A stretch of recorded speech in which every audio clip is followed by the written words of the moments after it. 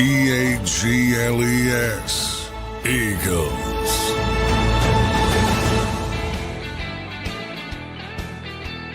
Good morning, everybody. Welcome into a Birds 365, a Wednesday edition of Birds 365. A lot of technical errors. Yeah, man. I got no backgrounds. They got Johnny Mac's got no background. He's got the green screen behind him. Whoa. Mike Gill's already in the studio. We got all sorts of tech issues this morning to get us off to a quick start. Johnny Mac, how you doing on this Wednesday morning? I'm all askew because I need my live casino background, and it's there, but it won't put it behind me. So for those who think I do it outside live casino, I don't. You're seeing the behind the scenes green screen. Yeah, askew. A little behind. Hopefully the Eagles play. Hopefully everybody can hear us, by the way. I'm just assuming they can hear us, but let me just double check to make sure we're streaming through on YouTube and you guys can hear us. Can I get a confirmation in the chat from everybody? By the way, we appreciate, John. We got some loyal followers of the show. We already had 45 likes even before we went live because the great people were waiting for us in the chat, and I was alerting them to our technical errors, and everybody says they can hear us, so that's good stuff. Johnny Mac still looking good with the green background. I like it. A Kelly green screen, Joe Whip says. I like that. We got Mike Gill in the green room. We'll bring Mike Gill up real quick in just about a couple minutes. John, I just wanted to get real quick your take on, what we kind of learned yesterday. You were down there at the NovaCare complex. Looks to me like Jordan Mailata is going to play. Not sure. What can you tell us about where the Eagles are before this Thursday night game? Yeah, a little surprised by that, to be honest, considering, just the timing and the fact that you don't have any real practice this week. And I speculated when Jordan was on injured reserve, he'd probably come back for the Rams game because you have the mini bye, then you have a full week of practice. But, he's at the point of his career where he's a deference player. And if he's ready to go, they're going to play him. And it's, they waived Jack Stoll, for those who don't know. So they opened up a roster spot and didn't fill it. So you can do the math. Jordan Mailata has been a full participant, estimated through the walkthroughs of the week. So he wouldn't quite confirm it yesterday outside the locker room, but all signs point to Jordan Mailata being back Thursday night against the Washington Commanders with first place on the line. Good stuff there. We'll see. And then they released Jack Stoll, which kind of insinuates they opened up that roster spot, right? Presumably. Yeah, that's for Jordan. That's what I just mentioned. I mean, that's pretty clear. They didn't bill it, so do the math. Yeah, that's for Jordan Mailata. Good stuff there. Jordan Mailata looks like he will be back to play here. 8:20 already, John. We missed our opening segment. Oh, yeah. Wow. Appreciate everybody in the chat already, though. 55 likes. Appreciate all you guys. Hit that like button. Sorry for being late. I'm going to let John go at 10, and I will give you an extra 15 minutes of Birds 365 so we make sure we deliver you 2 hours like we do every single weekday. We appreciate you all for being here. Let's bring in the great Mike Gill joining us now on Birds 365. Mike, good morning, my friend. How you doing on this Wednesday morning, man? Ready to roll, man. We're on the eve of a big game. It's the first time these two teams have played of any substance in about 30 years. That's true, man. Boy, the Commanders have gone through a rough stretch. For old people like me, you remember the Joe Gibbs era when this was one of the best rivalries and the biggest rivalries because Washington was so good and winning 3 Super Bowls. And it's been a long time. You're right, Mike. And 28 years. John Clark tweeted this out. 28 years that both teams were at least 4 games over 500 when they have played each other. Yeah. Wow. That tells you how quick, it's been, it tells you 2 things, right? It tells you if you got bad ownership, you're probably in a bad position in the NFL. And then it tells you when you fix things, you can turn it around quickly. If you make the right decisions. So some good and some bad with that. But Dan Quinn's already got him going on a right direction. Looks like they hit a home run with Jaden Daniels. Are they ready, though, Mike? Are they ready for this type of game? Or do you have to learn to go through this type of environment before you can really I don't know if you want to say shrink on the big stage, but sometimes Yeah, you got to learn it. This is one of those things where, you apply for a job and they say you don't have any experience. Well, how do I get experience if I can't get the job? Here's Washington. Take us serious. Take us serious. Well, how can I take you serious if you really haven't beaten anybody? And that's kind of where they are. Their wins have come against, their losses have come against, a Pittsburgh team that's pretty solid, a Baltimore team that's, pretty good.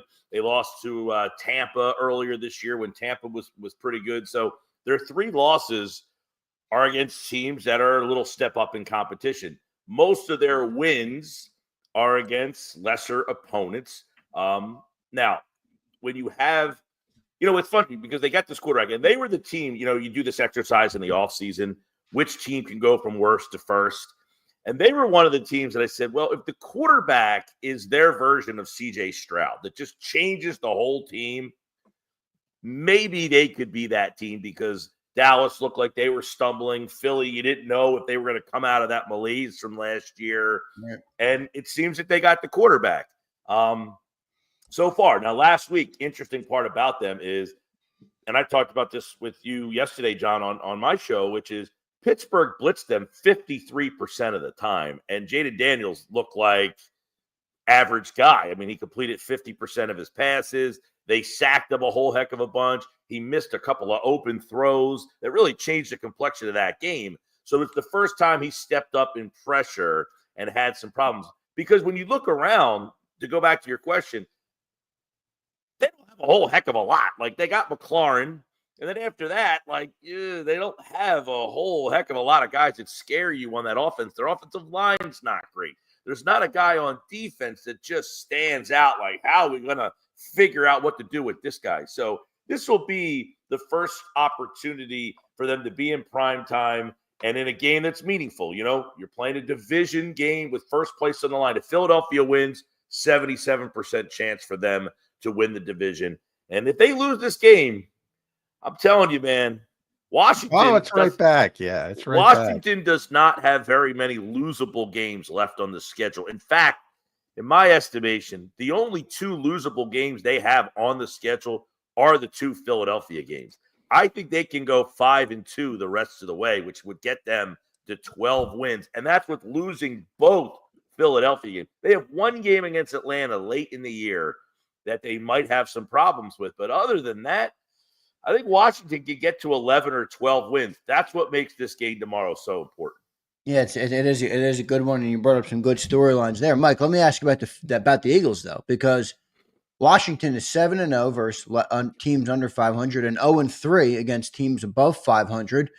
Well, the Eagles are kind of in the same boat. If you look at the win percentage of the Eagles' last 5 opponents that they're 5-0 against, it's not necessarily a murderer's row. Where are you on the Eagles right now with, are they finding their stride, or are you kind of still cautious because of the opponents that they've played? I mean, look, I think most people are cautious because of what happened last year. I think it's evident that they're not that team anymore. I mean, that team last year was an embarrassment. They were just giving up chunks of yards on drive after drive. The offense just couldn't figure out any way to get anything going. This team this year, they're not giving up chunks of yards. Is their defense the 85 Bears? No, but they're not a complete joke. I mean, this defense is solid. They need to prove it against better quality of competition. I think the Bengals game, we go back to that Bengals game and what they did there. I think we need to take a closer look at what they did in that Bengals game and maybe raise the level of defense up. But I think one of the reasons why we're questioning who the Eagles are has to do more with what happened at the end of last year than the reality of what they are. And they don't look anything like the team over the last 7 games. I mean, let's be clear. That team looked like they had a zombie overtake them and just completely. I've never seen anything like it. They don't resemble that team at all. So I think Philadelphia has the benefit of the doubt that they've been this team for the most part of our existence, for the last 20 years anyway. Yeah. This is who they've been. So I don't know that they have as much to prove as Washington does, but I know a lot of people watching and a lot of people who consume Eagles stuff still want to see more. They want to see those aesthetically pleasing games, and they want to see them against better competition. Yeah, you and I have talked about that a lot over the years, and you mentioned it with Washington as well. Mike, if you don't consider anybody, and by that I mean if you think everybody stinks, well, you can't beat anybody. It is the NFL. You talked about the Commander schedule. I'm not as I don't think New Orleans is a sure thing on the road with Derek Carr. Maybe they're a sure thing on the road with Spencer Rattler, but Derek Carr's back. Yeah. I don't think Atlanta's a playoff team. I mean, Kirk Cousins is back. He's having a great year. Look at Darnell Mooney and Drake London's statistics. I could have predicted that. I've been talking about it for years. I think they'll be favored in the games. Yeah. That doesn't mean they're going to win them. I think there's, a couple games where, the New Orleans ones changes a little bit because of Carr coming back. They've been such a disaster, and now they actually won against Atlanta last week. So maybe they've turned the corner a bit.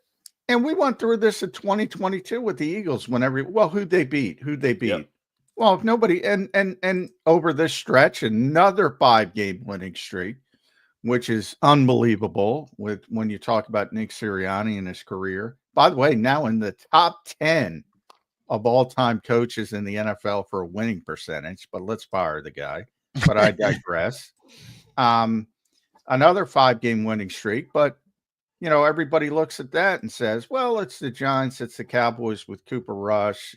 Cincinnati's the best team that they were able to beat. And that's a somewhat meaningful win on the road, place they've never won before. But you can make the same argument with the Eagles. Who have they beaten?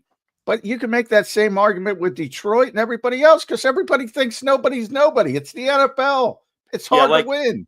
If you had a schedule and the Eagles have 7 wins and you said they beat this team, this team, this team, this team, and this team, and this team, the 7 teams that you want to list, and that were the only 7 teams you'd be impressed by. Anybody else, you're almost like, if you try to pick out who are the 5 best teams right now, you have a big drop-off after about 3, maybe 4. I think you can get to 5.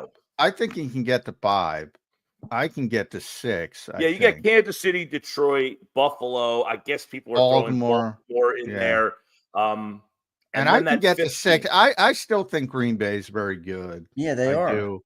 A lot of people will downplay Minnesota because of Sam Darnold, and after watching last week, I can't blame them. But you have Pittsburgh. Is very good defensively. The quarterback has the offense is scoring 30 points a game now with Russell Wilson. I know it doesn't look great, but they're scoring 30 points a game. Do you put them in that mix there? San Francisco, I think, is lurking. Yeah, San Francisco scares me. I say that all the time. They're lurking. Green Bay, Rams. I'm like, but don't the 49ers kind of have an uphill battle over there in the West? Isn't that? Well, sure, but I think they feel like the team that gets in, they're either the 4 seed or like the 5, and you're stuck with them in the middle of the field, and you're like, are you kidding me? You're like, I don't want to. I'd be doing some wrangling if I were into the season. I knew if I don't want to play San Francisco. I would. A lot of teams. Or San Francisco is that team that we just keep giving the benefit of the doubt. Yeah, that's it.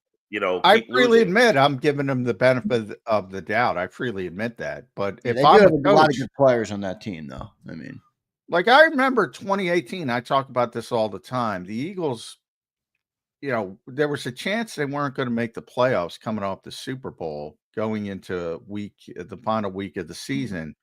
Chicago was a very good team that year, and They could have lost to Minnesota in week 18 and played them the very next week. They could have sat all their starters, and they were just better. They were just more. They would run. That was the Eric Wilson, for those who remember him with the bike. That he was playing middle linebacker, and the Bears just ran over him. And I'm like, they're going to have to play the Eagles. This is a dumb decision, but they wanted to.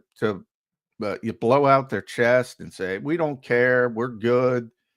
And look, it was a very competitive game. It had to be a double doink, but they lost. Yeah. They would have boat raced Minnesota, but they had too much pride and too much hubris. Too many coaches are like that. I get it from one perspective, in that you want to be confident and say you can beat everybody. But there's competence and there's stupidity. If you got a better matchup, take the better matchup. I tell you, it's hard to lose a game on purpose sometimes. People think it's so easy, but you got guys out I don't there. even say that. I'm saying play your backups, and if you win, you win. Yeah, You're trying to win the game. Exactly, because then you're telling guys don't play your best, or Yeah, they're not I wired don't. that Yeah, way for you the most part. but you game the system. You say, well, I'm going to start the backup quarterback. Yeah, And you could definitely make it where you're saying, hey, our starters are sitting out this week, and we'll play who we end up playing. But look, this week here is very important, and there's a couple things. Philadelphia, all of a sudden, that last week, it's amazing how things flip and crazy in the NFL after 1 or 2 weeks. You win, Washington loses, you go from the bottom half of the wild card up to the number 2 spot now, and now you're nipping on the heels of Detroit, and you're watching that game on Sunday night thinking, man, if Detroit loses this game, you're both sitting there with the same mark with the 2 losses, and you're thinking, all right, now we're in play for a number 1 seed, where before the day started, you're sitting at the bottom of the wild card. So this game on Thursday night adds up to the same thing. You win this game, you're now 2 losses ahead of Washington, and you would have beaten them 1 time. So it really changes the dynamics of who ends up winning this game. Because if you remember, and that doesn't mean it's over by any stretch of the imagination. If you remember last year, the Eagles were 10-1. They had beaten Dallas on that, down there on that play where Dak, slides short of the goal line and goes out of bounds. They throw the pass short of the goal line. And it looked like the Dallas was insurmountable to get back into the race, and then Philadelphia just completely crashed. So outside of something like that happen, having a 2-game lead with 6 games left to go, if you think you're a really legitimate team, you got to feel pretty good. So I think this Thursday night match is imperative for Philadelphia to get. Yeah.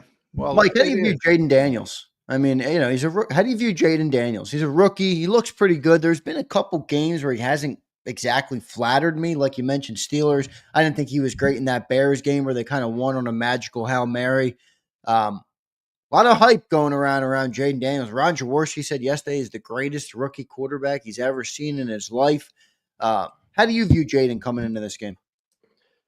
I like him a lot. I loved him coming out of the draft. I liked him more than I didn't like Caleb Williams a lot. I acknowledge he has a lot of talent, but not the kind of guy that I want leading my organization. Daniels is the opposite. He looks just always calm, like Ranger Suarez, when he pitches, no heartbeat. That's what Jaden Daniels looks like. He's never even when there's pressure and maybe doesn't make the play, he doesn't look like he's speeding up because of the pressure.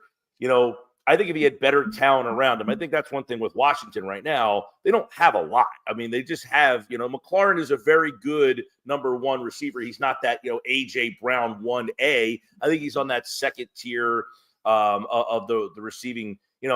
Zach Ertz is probably still one of their top targets. Zach's very good, but he's, obviously a little bit at advanced age now. He's not the same guy that he was in Philadelphia. Noah Brown, McConkey's all right. I mean, he's a rookie. They don't have a whole – I think when he gets a better assortment of stuff, they run the ball pretty well. They have kind of – their running backs are all kind of dual threat kind of guys. Eckler, people who remember him with the Chargers. Yep. Brian Robinson, don't know if he's going to play in the game, but he's given the Eagles some problems. I think Daniels is going to be excellent, and it's because he seems like the game's not moving too fast for him. He doesn't move too fast. He doesn't rush when the pressure comes. He just kind of, okay, I'm going to take this sack. He doesn't make mistakes because of it. So I liked him a lot coming into the draft. If I'm Chicago, I'm killing myself right now. If I'm New York, I'm going back to that clip and saying, we talked about getting this guy. Why didn't we do it with what we got stuck with?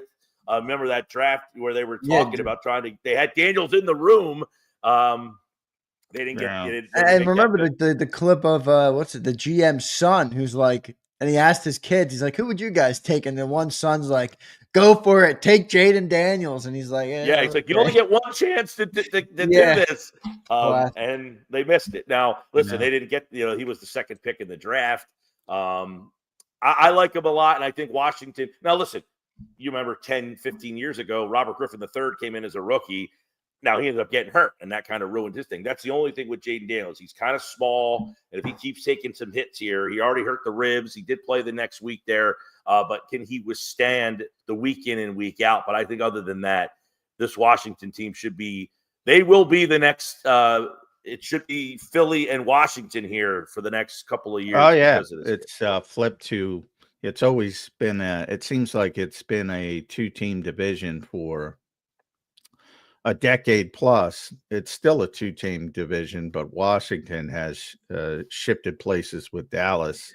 They were debating yesterday of the two teams, Dallas and New York, who's got a better outlook. And I was like, geez. It's tough to add. I mean, Dallas does, or at least short term. Right. You're gonna get Dak Prescott. You're going to get Dak back, and at least that gets you to be probably like an 8-9 team. If I think they probably would have been in that realm had Dak stayed healthy this year. Without him, I can't believe how bad they were without him. The drop off was unbelievable. I can't believe that Cooper Rush has won 5 games in this league as a quarterback. Yeah. Well, he won them in 2022 when Dallas was really good, so he could just manage the game, and they could win in other ways. They could run the football. They could do different things. They could manage the game.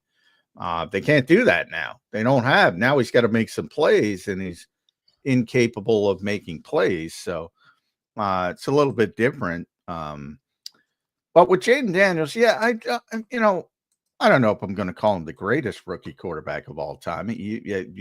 Is he better than C.J. Stroud? You don't even have to go back that far. Maybe not.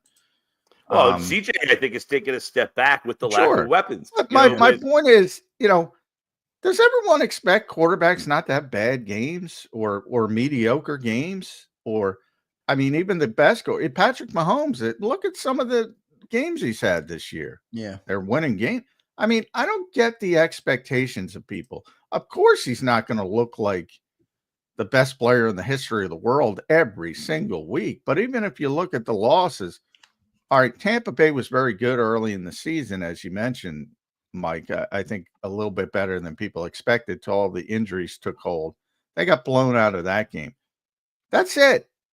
They lost by 1 score to the Ravens, 30-23. But a lot of people, me included, think the Ravens have the most talented team in football from top to bottom. And then they lost to Pittsburgh 28-27. I mean, they're in the game. They got a shitty spot with Zach Ertz. Zander and I have been talking. Who knows if they got, who knows what happens? Yeah, look, it all evens out in the wash. The week before they get a ridiculous Hail Mary that has them beat a Bears team that hasn't scored in 23. Yeah, I agree. But something to that effect. They did beat up, you go back. We always do this. You look back at the games that they won.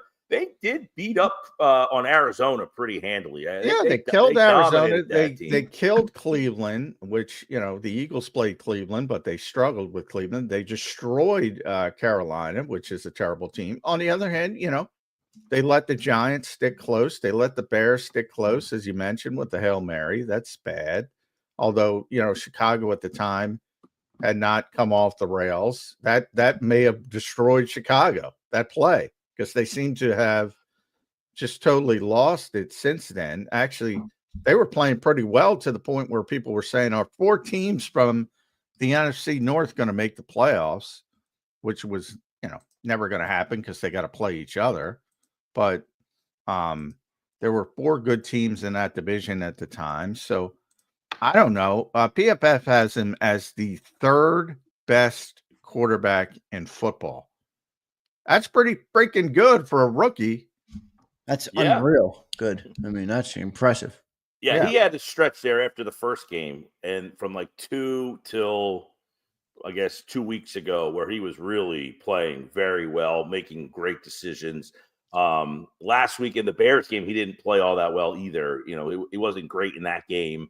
He hasn't been horrible, though. He's not losing the games for them. That's the difference. He's not playing so bad when he's not playing well that he's costing you the game. There might be times, like last week, he missed 2 big throws in that game that he's been making for the most part. Guys that are open, that are big plays, and he's not making them last week. And I don't know if that's because, hey, I've been sacked a lot, I've been hit a lot, the pressure's coming. He was 1 for 8 when Pittsburgh pressured him. They pressured him on 31% of their blitzes. 53% of the time they blitz. More than half the time they sent an extra guy at him. And on 31% of those 53% blitzes, they hit him, they sacked him, and he went 1 for 8. So it's apparent that there was something, that happened in that game. Now, is Vic Fangio going to turn up the heat and start blitzing 53% of the time?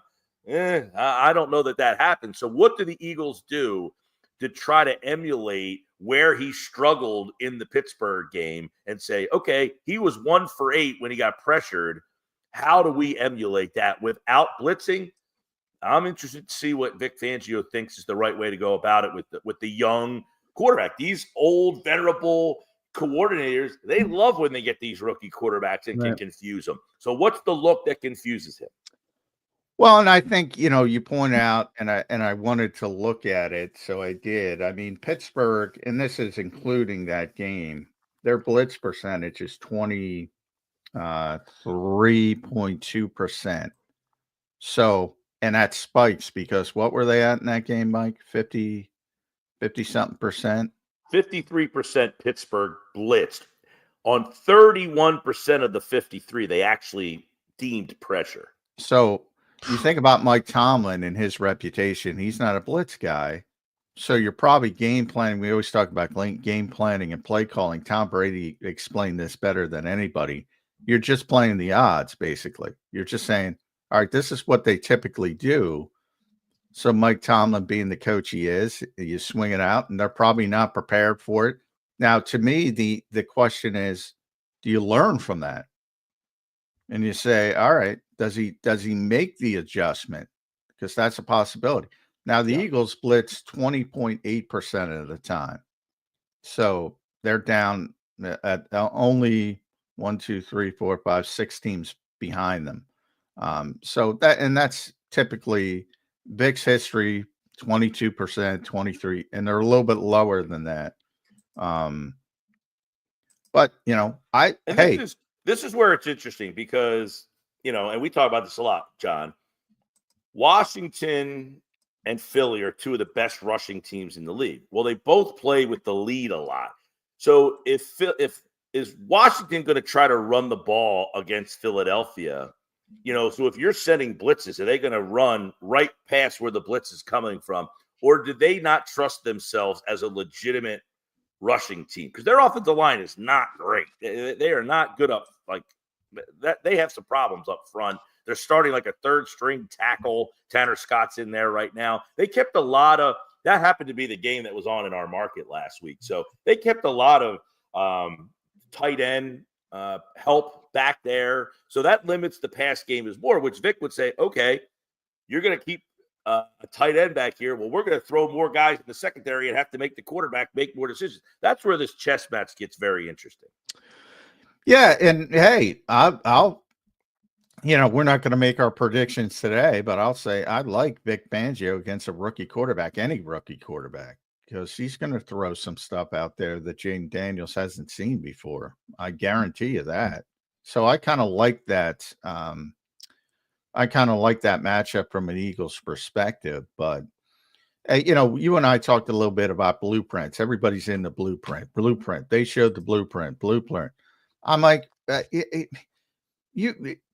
said it yesterday. First of all right, do what Pittsburgh does. Do you have TJ Watt? Is he under a rock somewhere? I'll tell you, Washington actually did a good job against Watt. He did not late in the game. Not late. I'll tell you that. Not late in the game. For the most part of that game, where a lot of the pressure came from, it wasn't coming from him. Now, late in the game, different story. But that's entirety of that game.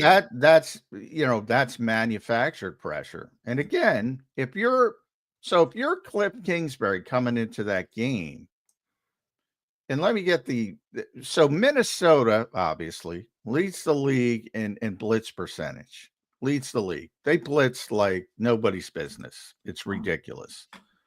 And they lead the league at 38.9%. So if you're Cliff Kingsbury and you're playing Pittsburgh, are you thinking, hey, they're going to blitz 53% of the time? Likely not. I'm not. Yeah. I'm not. that, and then comes the in-game adjustments, and perhaps, a rookie quarterback isn't as equipped to handle that as maybe Patrick Mahomes would be, or somebody of that nature. So they called him, but they still only lost the game 28-27. Well, and by the way, here's another. Washington had a 10-point lead in that game, and they blew the game. So that's the thing is when they had a little bit of pressure that they had to try to play with against a good team, they did not handle it very well. I mean, they should have won that game.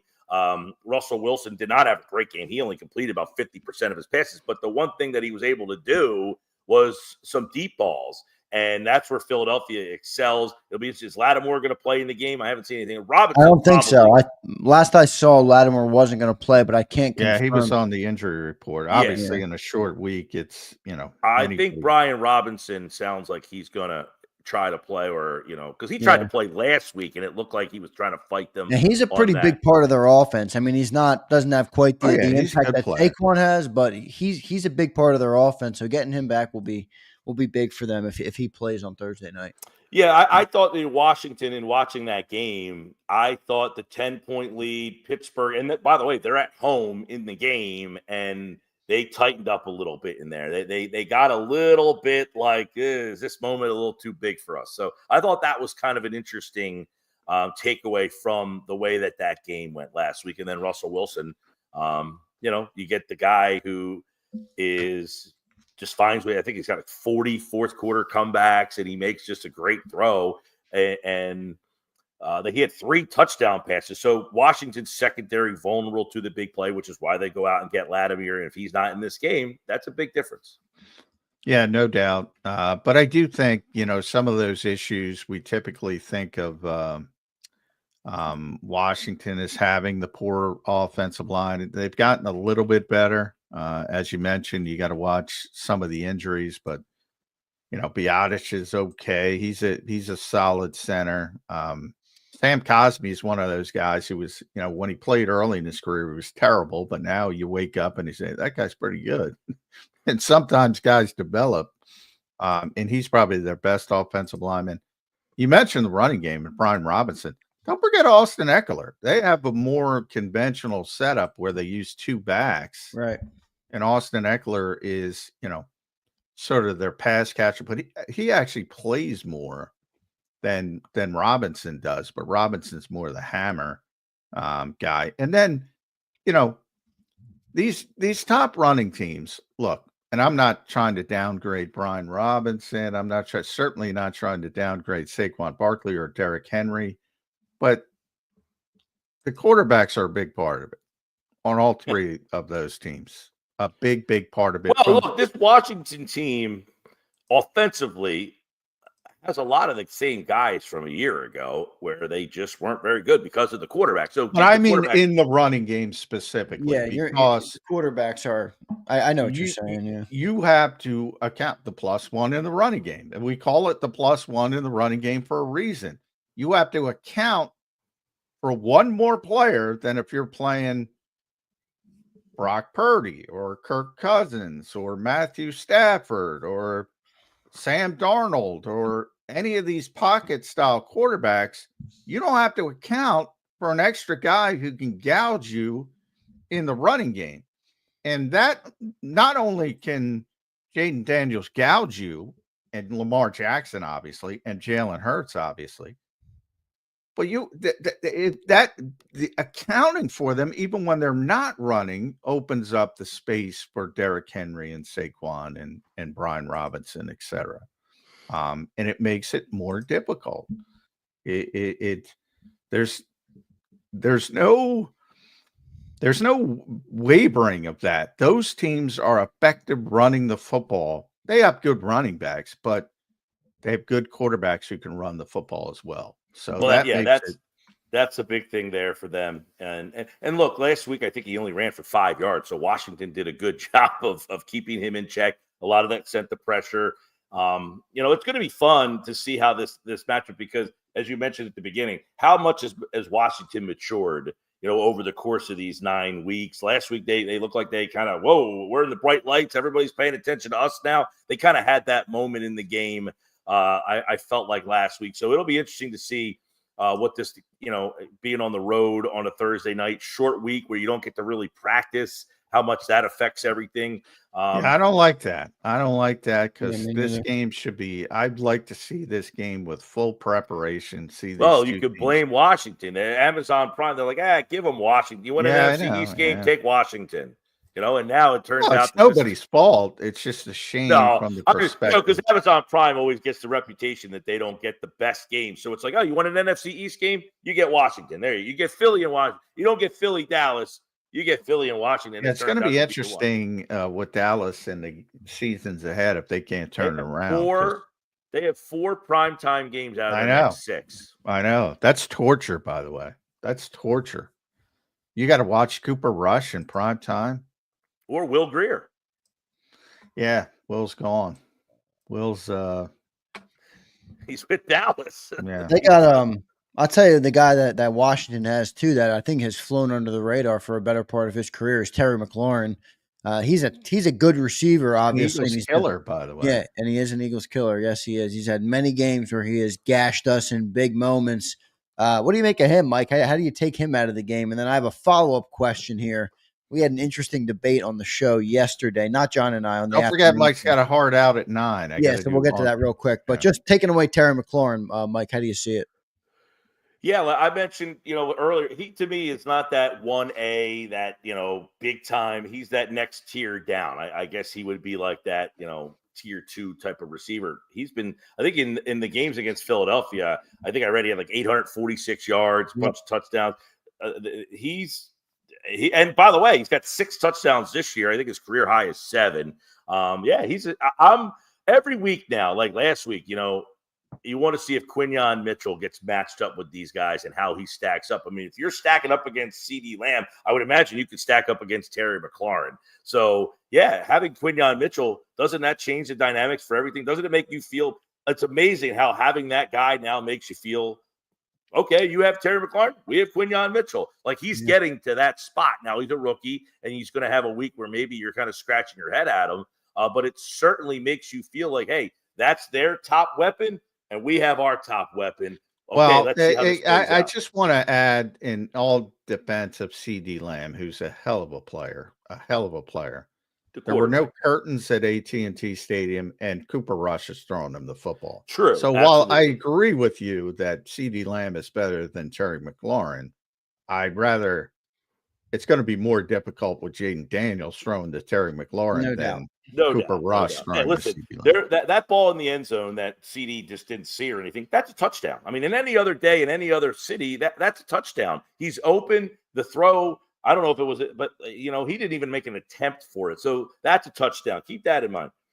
Zeke Elliott fumbles the ball on like the 1 yard line. He has no business being in an NFL game, let alone fumbling on the 1 yard line. So, that game had some opportunities to have some changes in the outcome or how competitive it was. Right. Had the stadium not been engineered poorly, and you're playing a running back who shouldn't be on the field. So keep that in mind. I also like, Jamison Crowder's the kind of guy over the year. I think he's hurt, but he's been a guy that feels like that type of player always hurts you. He just constantly. Hey, Alameda Zacchaeus is making plays for them.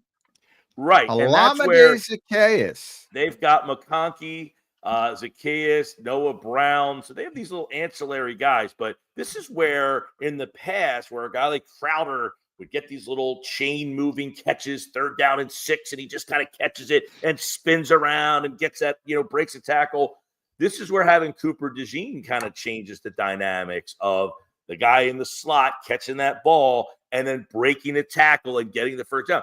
If they make that tackle, the thing with Cooper that's been big for this team is the fact that he tackles you, that they have guys that I think the fundamental fact that they tackle him and Bond are good tacklers, that gets lost in the sauce about how bad they were last year. They're that 7-game stretch where not only were they giving up catches where there was 20 yards of wilderness, nobody could tackle them when they got near. Yeah, the tackling's really improved. No, it is. I mean, it's one of the biggest things that's been a difference on the defense. All right, Mike, do this quick for me. I know you got a hard out at 9. Rank these 3 wide receivers: Terry McLaurin, CeeDee Lamb, and Devontae Smith? Probably Lamb, Smith, McLaurin. John? That's correct. Yeah. CD 1, Devontae 2, McLaurin 3 of that group. I had Smitty third on that list. Would I be way wrong to do that? I think so. Yeah. I mean, think if you're, I don't know, if you're looking at numbers, his numbers are going to suffer next to the other guys because of the fact that he plays with Brown. He's not the number one option. Now, you could ask this question. If he was the number one option, like McLaurin is, McLaurin doesn't have a great guy across from him. Would he be able to be as productive as McLaurin is as the number one guy? I don't know what that answer is. Well, when A.J. Brown's out, we don't look too damn good. Is that an indictment on Smith, or is that because they don't have the game plan? They score 30 points a game with Brown on the field. It goes down to 17 when he's off. It's amazing. It's amazing. It shouldn't be that way. AJ's great, but it shouldn't be that way. Yeah, they've had a very difficult time. At Mike Gill Show, the Sports Bash, 2 to 6 every weekday. If you're local in South Jersey, tune in there, 97.3 ESPN South Jersey. Yeah, go to work, Mike. I know you got the heart out, but we appreciate it as always. Very important meetings. Very important meetings. Important meetings, movers and shakers. Get some business done, Mike. I will say, as you're leaving, I don't think you give enough credit to the other Commanders receivers. Noah Brown's having a decent year. I mentioned Olamide Dynamic Brown. He dropped a touchdown, but not the week to say it. And Luke McCaffrey. They got a bunch of receivers who can play at least a little bit. They're better than I give them credit for then.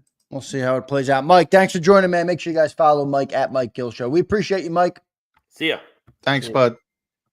Good stuff from Mike Gill there on Birds 365. Johnny Mac, I got a lot of shit yesterday on the afternoon show. I'm sitting here and I'm like, people were telling me Devontae Smith's better than CeeDee Lamb. They made me sound like come on. People hate the Cowboys. CeeDee's really good. Yeah, but why can't people remove? I mean, look, I know you have glasses. I like good football. CeeDee Lamb had nearly 2,000 yards last year. CeeDee Lamb is phenomenal. Yeah, I mean, come on. That's stop. I'm on my just stop it with that. John, we lost our opening segment due to some technical errors. You can see John has the Kelly green screen because the tech errors of this morning have plagued the show. Not our tech errors, by the way. Get your stuff together, StreamYard. Yeah, not ours. Nothing that we did. We were about to fire, and I'm like, whoa, what the hell's going on? See if I can get it up. Let's see if they fixed anything. I doubt it. It's probably going to be a situation where got to reboot. Nothing. Come on, StreamYard. Nothing for Johnny Mac. Still looks good, though, with that green background. We appreciate that. Appreciate everybody in the chat, John. Had a good crowd despite us getting on here late, so we appreciate all of you guys. Make sure you guys hit that like button. Prince Swayze checks him in a super chat. He says, I think he's talking about Terry. He'll be going against Q, Zander. Well, Prince, I mean, we don't play man coverage much. So if they move Terry to the other side, he's not going to. The Eagles aren't traveling Quinyon Mitchell, Prince. Yeah. They haven't done it to date. They're not going to do it. If they travel at all, it will be Darius Slay. He's a rookie. He's doing great. Don't skip steps. There's no need to skip steps. They're not traveling Quinyon Mitchell. Why? They have the number 2 defense in the NFL. It's working. We'll see. Don't fix what isn't broken. I have a weird feeling that Olamide Zaccheaus is going to have some impact on this game tomorrow night. We will see how it plays out. But they got some good players. I mean, Jaden Daniels is obviously playing really good football. You heard what Ron Jaworski had to say, which I thought was a pretty wild comment from a guy who's, in NFL films, who studies a lot of tape, who's been around the game, who was a quarterback at the highest level, obviously, in Philly. I thought that was an interesting comment. But we'll see. Let's get to our commercial break. Johnny Mac, Maybe a green screen fix will happen in the break. We will see. I don't think so. I don't think so either. And we'll have Lee Gowton, everyone, coming up in about 20 minutes here on the show. Make sure you guys smash that like button before we get to our break. Let me tell you guys about the great people at BetUS. You can see I put the promo code on the screen. Go to betus.com.pa and use this promo code, YouTube150. It's there on your screen. That gives you a 150% sign-up bonus on your very first deposit, and you get 125% on your second and third deposit, all up to $2,000 total. So deposit less and bet with more at betus.com. That's betus.com.pa. betus.com.pa. They have the fastest payouts in the industry, 24/7 customer support, and they'll even give you your own custom account manager. So go check out BetUS, and a big thanks to them for sponsoring the show here. We'll be back in 3 minutes on Birds 365. If you missed any of today's show on the JAKIB Media channel, listen to the podcast on your way home. Available on YouTube, Apple, and Spotify. He's blocked well and tries to cut through the middle. Oh! Your gut says Miami is going to win, and you should take the over. Your gut also said your NFT selfies would only go up in value. They didn't. But your head is on Sports Grid and knows the QB is in concussion protocol. The backup has a 45 QBR against the zone coverage. The New York D has the most sacks in the league. So yeah, trust your head. It's smarter to be on Sports Grid.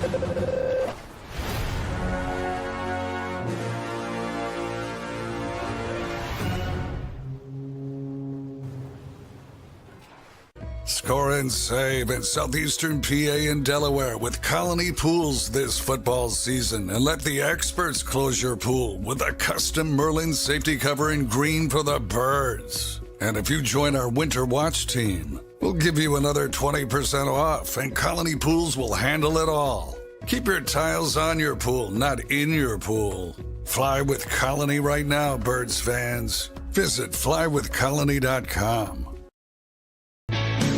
Hi everybody, my name's Jason Lombardi. I'm an inspector at DryTech.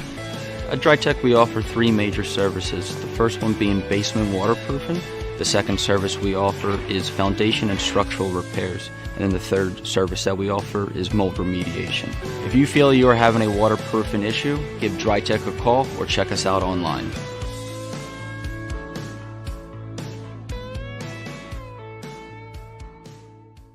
Heading down the shore, have a ball once more. Here, imaginations run wild and time stands still. Because here, you can find the best of the Jersey Shore, all on one 5-mile island. So leave the old you behind and get lost in the woods. Wild, wild, wildwood. Plan your stay in the Wildwoods today. EAGLES, Eagles.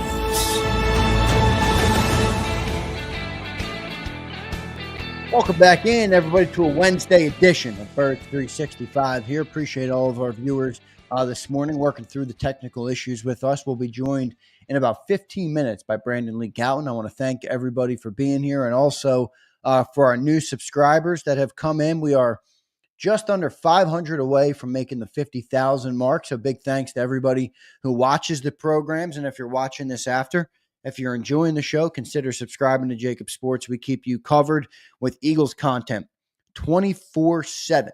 You can watch Eagles content on JAKIB Sports all the time. We have daily content, daily videos, daily live shows, shorts, you name it.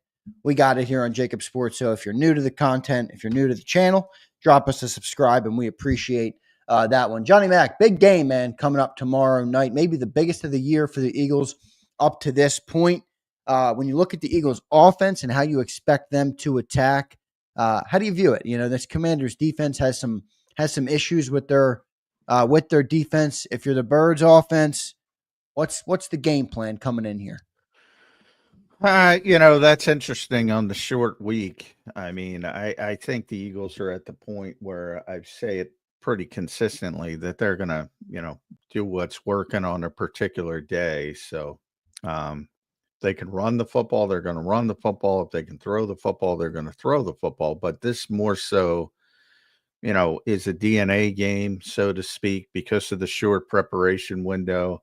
It's not like you can specialize things like you normally could. So you kind of stick to what you've been doing. And recently, that's been since the bye, that's been getting the running game going. And I imagine they will try to do that early. And if they get the lead and play from the lead, they'll take some deep shots, and they'll try to close the game out running the football if everything goes to plan. If not, they'll change. I mean, I say the same thing every week. It must frustrate people, but that's where you want to be. That's where you want to be. I always hear that term identity, and I always say, because I always, see the eye roll from the coaches. You don't want to be one dimension. You don't want to, we have to do this to win. This is the way we have to play. That's the last thing you want to be. What scares me. There's some merit to having. I'm not like I get what you're saying. I'm not going to say you have to have this identity, but isn't there some merit to, you want to know what your team does great. So if something goes wrong, if your back's against the wall, it's like it's the old saying: get back to the fundamentals. Don't you want to have that? You don't want to be in that point. The Eagles don't want to be in that point. They got this. You're right for a normal team. They don't consider themselves a normal team. Meaning Nick what? Sirianni, They think they're upper echelon? Is that what they think they're upper echelon. They think they should be. A lot of people look at that Detroit game as a negative from the Lions' perspective. Oh, they showed some holes. I'd look at it a little bit differently. They played their EP game on offense on the road against a playoff team. Their EP game, not their A game, their EP game on the road against another playoff team that people think are going to, and they are going to be in the playoffs, the Houston Texans. And they won. That's how I look at it. People can look at it differently. That's scary to me, to be able to play that poorly and still win and still find a way to win. That's what the Eagles want to be. They want to be able to do everything. And they have this unscripted show that fans probably watch, and you get to see some of the behind the scenes stuff. And they posted their lead up to Dallas unscripted. And you get to see Nick Sirianni address the team. And one of the things he said, which really highlights the point that I'm trying to make, he said, we got good players. We got good coaches. Some people will disagree with that. We got one of the best GMs, paraphrasing here. We got everything. I don't care. It basically said 10 wins, 11 wins, 12. I don't care. I want to do special shit. We want to do special shit is what he said. That's their expectation level. That's certainly the fan base's expectation level. So why everybody wants to default to you got to do this and you can't do this is mystifying to me. I will never understand it. The whole point of this was, you have Saquon Barkley. You have A.J. Brown. You have Devontae Smith. You have Dallas Goedert. You have Jalen Hurts. You have the best offensive line in football, or the second best offensive line in football. Why the hell is everybody saying you can't do this, you can't do that? That, to me, is the exact opposite of what they've been saying. Now, is it a disappointment? The passing game to this point has been not good enough. And that's where I think they should, want to improve. They've been able to run the football, I said all the time, since 2021. They have arguably been the best running team in football since, you can make an argument for Baltimore for obvious reasons, but since the 2-5 start, since that moment, they have been the best running team in football. They're even better this year because Saquon's better than Miles Sanders or DeAndre Swift. Yeah. But in that time between 2 and 5 and until they got Saquon Barkley, they had the most 200-yard rushing games in the NFL without him. They've always been able to run the football. They want to do special shit. Nick Sirianni quote, not mine. They want to do special shit. They should want to do special shit. I think that's a good mindset to have, whether you achieve it or don't. I mean, don't you want to be a champion? I know it's an uphill battle. You talk about that all the time. 31 fan bases are going to think they underachieve because only one can raise the trophy. Yeah. But isn't that a better mindset to have than the but alternative? 31 fan bases aren't realistic. 4 or 5 are. And the Eagles are in that group of 4 or 5. Like to me, you're putting yourself down to the group, the next group, the tier 2 group. If you say you have to play this way, you have to play this way, you have to play, and maybe you do. I'm not even saying maybe you do have to play this way, but that I said it from day one with you. That's not a good thing. If you're scaling back because you don't think the quarterback can do this, or you don't think the quarterback can do that, that's not a good thing. And I don't believe it.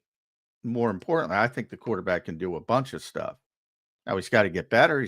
I talk about it all the time. He's got to release the ball on time more. He's got to find a better sort of a balance to that. But yeah, I can't, I hope everybody watches that and starts to understand. Don't put limitations on this team because take the points, run the football. Don't stop. You're decreasing your margin of error. You want to increase it by being able to do fucking everything. If somebody shows up, and blitzes 53% of the time, totally off kilter to what they typically do, as Mike brought up with Pittsburgh last week, you want to be able to say, all right, we didn't expect this, but we're still going to kick your ass. Special shit. How do you define special shit, John? Well, special shit in their definition is going to the Super Bowl, winning the Super Bowl. That's what it means. He said flat out, 10 wins, 11 wins. Who cares? We've done that, he said.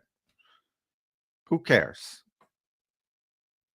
I didn't watch this week's Unscripted yet, but I do like Nick in the Unscripted. I think it gives you kind of a good look at how he talks to the players.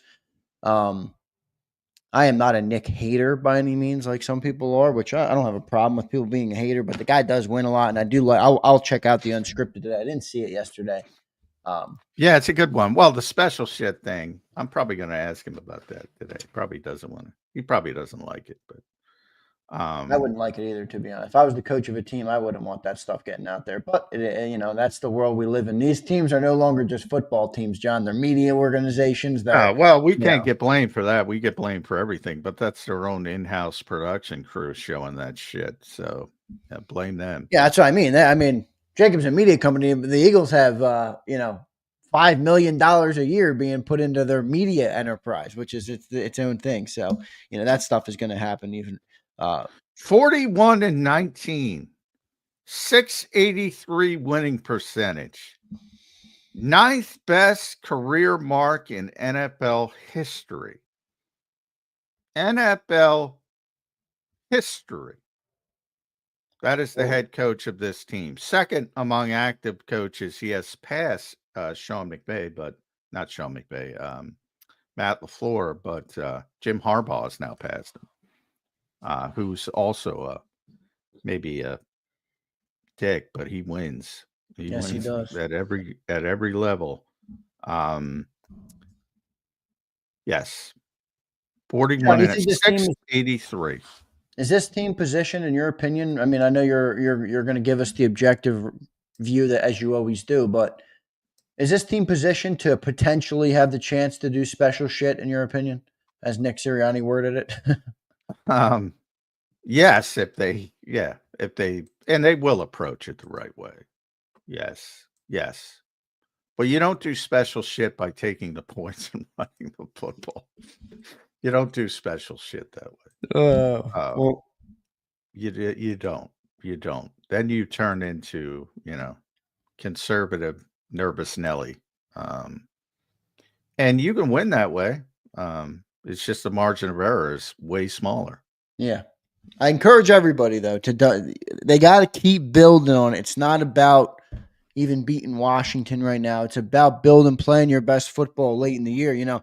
Somebody yesterday said to me, "Oh, if they what they look like in the next 3 games will determine whether I think they're a Super Bowl contender." I'm like, "Why? We beat the Chiefs and the Bills last year, and then we collapsed." Like, you got to do it late in the year. You got to do it when it counts. So just keep building that. You don't want to peak too early, and there's a lot of football left, a lot of stuff that can happen in the season. So got to take it game by game here and see what the Birds are able to do. It's going to be a great one tomorrow night, though, John. I'm looking forward to the game tomorrow night. It should be a really good matchup between, 2 NFC East teams that are playing a high caliber of football right now, kind of clashing styles. You always say that styles make fights a little bit. It should be a good one tomorrow night, man. Yeah, hopefully. It's going to be different than it has been over, the Cowboys week. That's not going to translate. 50 yards passing, 2 yards per attempt. That's not going to translate. Much better team. I don't know if Washington's ready for this spot though yet. I mean, they haven't done it. They're a little bit more banged up than the Eagles. Coming off that Pittsburgh game. Marshawn Lattimore, their big trade pickup, he hasn't participated, so unlikely he's going to play. Biotic is dealing, he's got like 50 things, ribs, thumb, foot. So they have 4 offensive linemen are limited. So that Mike was talking about that a little bit. So they're banged up on the offensive line. Robinson's going to play, but he's got a hamstring injury. Dante Fowler, man, they're all over the league. The hamstring injuries. Yeah, Dante Fowler's got a great. He's having a great year, by the way. People forgot about him. He's I don't know. He might have. I have to look it up. He's got like 8 sacks at least. And he's always had a ton of talent. And Dan Quinn seems to have gotten something out of him that other people couldn't, at least to this point.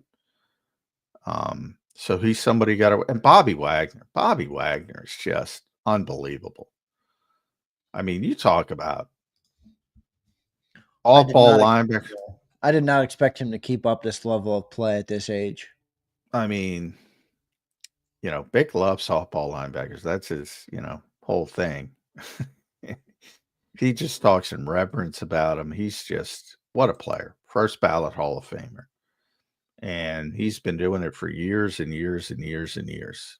And he's like, I always, Brandon Graham, I always get his grades. Bobby Wagner's almost like that at a position where there's way more sort of variables. It's almost like relief pitchers. You have good year, down year.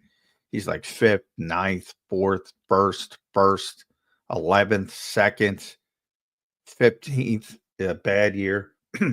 Number 1, coming off 15, 7th, 5th this year. Just amazing consistency. He's one of the best linebackers ever. He's having a damn good year right now. How's he ranked compared to Zach Ball and SMD asking the chat? Fifth of 83. Zach is 6th. Oh, so they're right there. There you go. Yeah.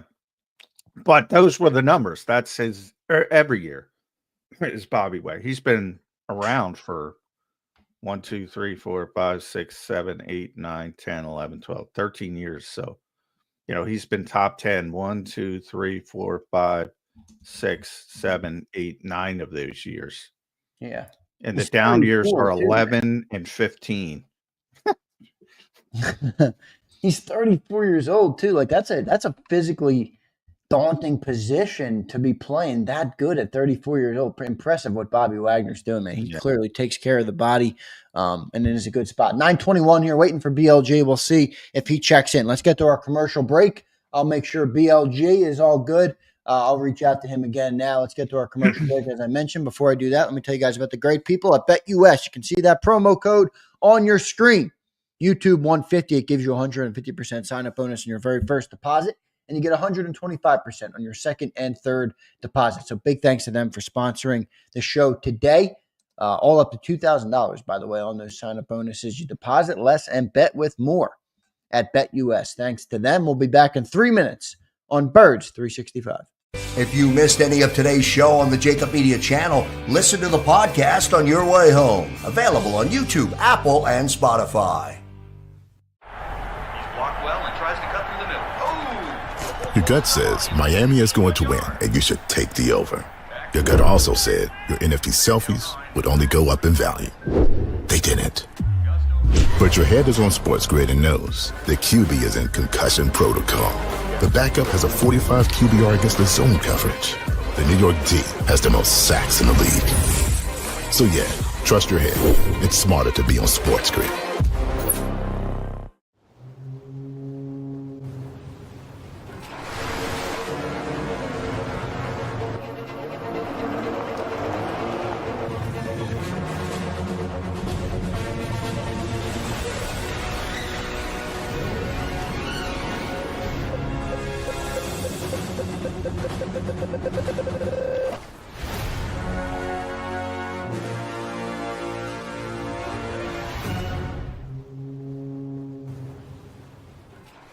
Score and save in Southeastern PA and Delaware with Colony Pools this football season, and let the experts close your pool with a custom Merlin safety cover in green for the birds. And if you join our Winter Watch team, we'll give you another 20% off, and Colony Pools will handle it all. Keep your tiles on your pool, not in your pool. Fly with Colony right now, Birds fans. Visit flywithcolony.com. Hi everybody, my name's Jason Lombardi. I'm an inspector at DryTech. At DryTech we offer three major services, the first one being basement waterproofing. The second service we offer is foundation and structural repairs. And then the third service that we offer is mold remediation. If you feel you are having a waterproofing issue, give DryTech a call or check us out online.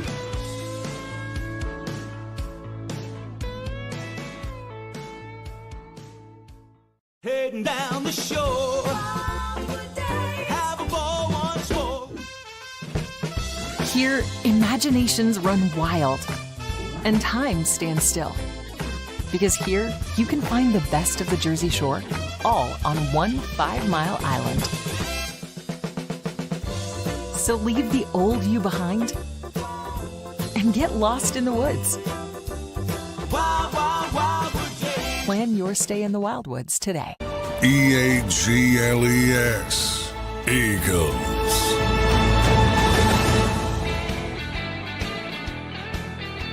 Welcome back in, everybody, to a Wednesday edition of Birds 365. Still waiting on our man BLG. A whole lot of. He just texted me. He's running a tad behind. He'll be on. All right, good. Sounds good. Let's get to this. We'll get to the super chat here. Thanks everybody for being here. By the way, hit that like button. We got a great crowd in here. As always, the Birds 365 community is growing, so we appreciate each and every one of you who put your comments in, who like the show, who share the show, who interact with us on Twitter. Make sure you guys follow John on Twitter, by the way, at JF McMullen, or X if you want to call it X. John does great work over there, and it's always good to follow his reporting through the week. You can see his photos from down at NovaCare Complex. So make sure you guys follow John. It's a good follow. And then give me a follow as well at Real Zander, and that's Zander with a Z. So big thanks to you guys for checking in with us over there. I always like to try and stay connected to everybody as much as possible. So big thanks to you guys for showing out and for following us there. Johnny Mac, we'll get to a super chat here. AJ Jones, good to see you, AJ. Thanks for checking in, brother. He says, random injury question. Bradbury should be off IR soon. Will he get a roster spot or stashed on the practice squad? Well, you can't stash him on the practice squad, number one. this time of year, you would have to release someone, and everybody's even vested veterans are subjected to waivers, so everybody would have a free shot at him to get him back on the practice squad. Not that he'd want to be on the practice squad. So, yeah, barring injury, major injuries, I don't think you're going to see James this year. They're just going to keep him on injured reserve, pay him his money, and that'll be that. How he took it as far as he could. There's no deal. They don't want to give him up for nothing. So they're certainly not going to subject him to waivers. But, saw him a couple weeks ago. He's probably healthy enough to play right now. So, but obviously the way the Eagles are playing in the secondary, there's no need. And that could change with injuries, as we said, but they're pretty deep at corner now too, with Isaiah Rodgers and Kaylee Ringo. And James had transitioned to safety. So that would factor in as well. But yeah, I just don't think you're going to see him this year. And that'll be that after the year. That'll be that. AJ Jones, thank you, brother, for the super chat, man. We appreciate it. Good question. There, we got BLG now in the green room. We'll bring him up in a second. Before I do that, can I get everybody to drop that like on the show? We're doing great on the likes. Appreciate you guys. We have over 600 watching across our platforms and almost 500 on YouTube. So a technical error day. Johnny Mack, you can see his Kelly Green green screen. It's not working after our. Come on, StreamYard. I need my background. Crashed on us at the start of the show. So thanks, everybody, for being here and for having patience with us this morning as we came on a little bit late. Let's get to the man, the myth, the legend, BLJ from Bleeding Green Nation, joining us now on Birds 365. BLJ, good morning, brother. How you doing on this Wednesday morning? How's it going, guys? Good to see you, BLG. Exactly, I assume, as you projected, Eagles Cowboys would be the biggest laugher of the year. Eagles Commanders, the game of the year on Thursday night, to this point at least. Who didn't see that coming, BLG? Yeah, it's been a while since we've had an Eagles Commanders game that's been, I think, this kind of important for both sides. So it's exciting. Can't wait for Thursday night. I kind of wish it was on. I hate these short weeks in general. I just don't like them, but nobody gets to practice. I think it would be much funner to see these two teams preparing with a full week, game planning, specializing, and see who the best team is. But it is what it is. Both teams have the same hurdles. I would say, coming into the game, my feeling is that usually you as an emerging team, you need to take different steps. And I think the Eagles are better equipped for this situation than a young Commanders team. Is that your kind of take on this? I think that's fair to say, given that they've been there before. I always think back to what Doug Peterson used to say about Thursday night, where I don't know if did he go undefeated? Is he still undefeated in those situations? I'm not sure. But he had a really good record there at one point. And he would always talk about how his wife would tell him, like, hey, why don't you do this more often? Because Doug would talk about how, like, he would just simplify everything and he wouldn't overthink the game plan. So if anything, maybe Nick Sirianni should go back to what Doug used to say, because that used to work pretty well for him. Yeah. Yeah, well, it is a DNA game. I mean, you can't game plan. I asked everybody that this week, BLJ, and they're all like, nope, same amount of work. I'm like, what do you mean same amount of work? What it's not possible. Think about a regular week.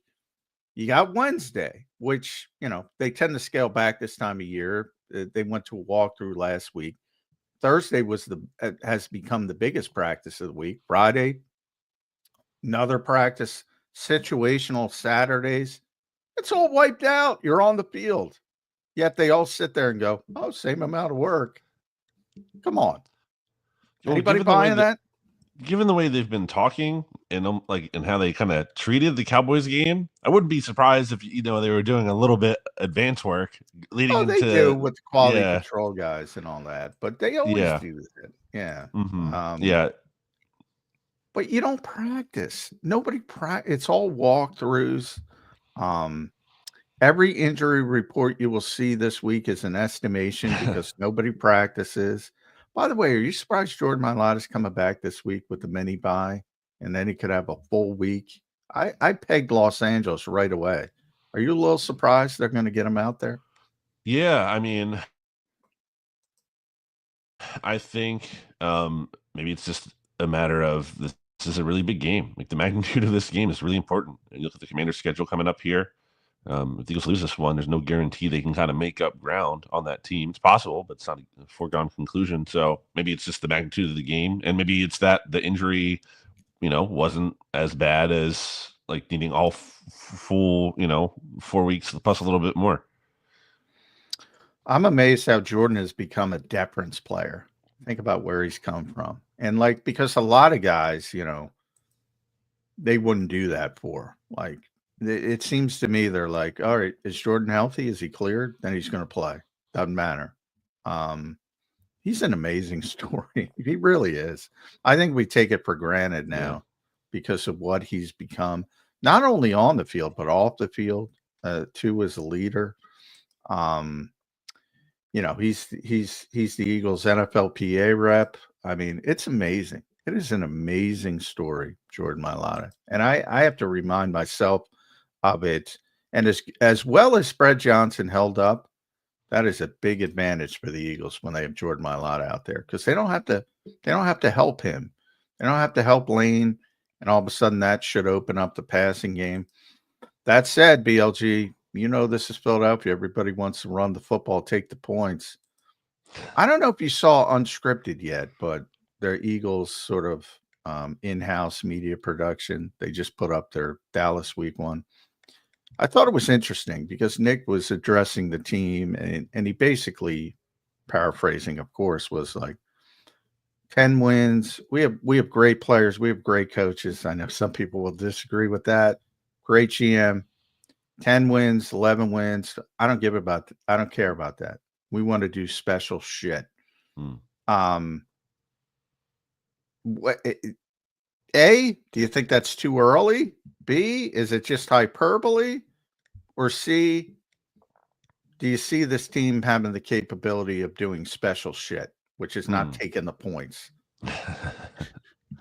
I definitely think like part of the, go for it, aggressiveness, all of that has to be not just, the analytical value of it, which is part of it, the equation there, but part of it is like the machismo kind of like, as Jalen Hurts likes to talk about, like, impose your will on the other team. I think that's what has to go hand in hand with that kind of approach and having confidence and believing in yourself and having swagger. I think that's all goes into the equation of that. And that's why when a coach doesn't go for it, it's kind of like, well, if you're a player, do you think your coach believes in you and trusts you to do this? I feel like it's empowering when a coach goes for it.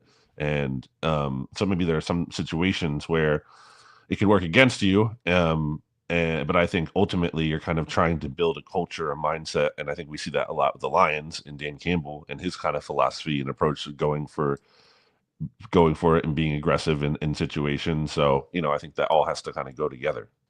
BLG, Jaden Daniels obviously been a big storyline in the NFL this year, a rookie quarterback coming in, playing great football. What do you make of him? If you're the Eagles, how do you plan to go into this game and kind of defend him? Obviously, it's a big game for the Birds, but what do you make of Jaden Daniels thus far? I just think he's been so impressive from a composure standpoint. I mean, just watching him back in week 2 and Commanders played the Giants. Commanders didn't even score a touchdown in that game. So it wasn't even like his best game. Didn't get into the end zone. But just watching him and his body language and how he even got like a little bit banged up in that game, remained in the game. Just nothing just got to him. Was not rattled at all. Did not look like a rookie. And doesn't look like a rookie sometimes the throws he makes as well. So I think he's just been really poised and impressive. It almost reminds me of how, like, we were sitting here talking about every week how Quinyon Mitchell and Cooper DeJean don't look like rookies. They look like really advanced players. Now you have that happening here, the quarterback position. So, I expect a huge test. The Steelers obviously had some success limiting him on the ground. Regardless, even if you do that, I mean, he's still a really big weapon with his arm. So Eagles defense obviously has been playing incredibly well. Just the 4 touchdowns allowed in the last 5 games. But I mean, this is easily their biggest test yet this year.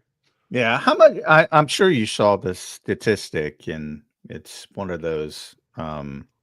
It's impressive because nobody's ever done it before, but it's sort of one of those.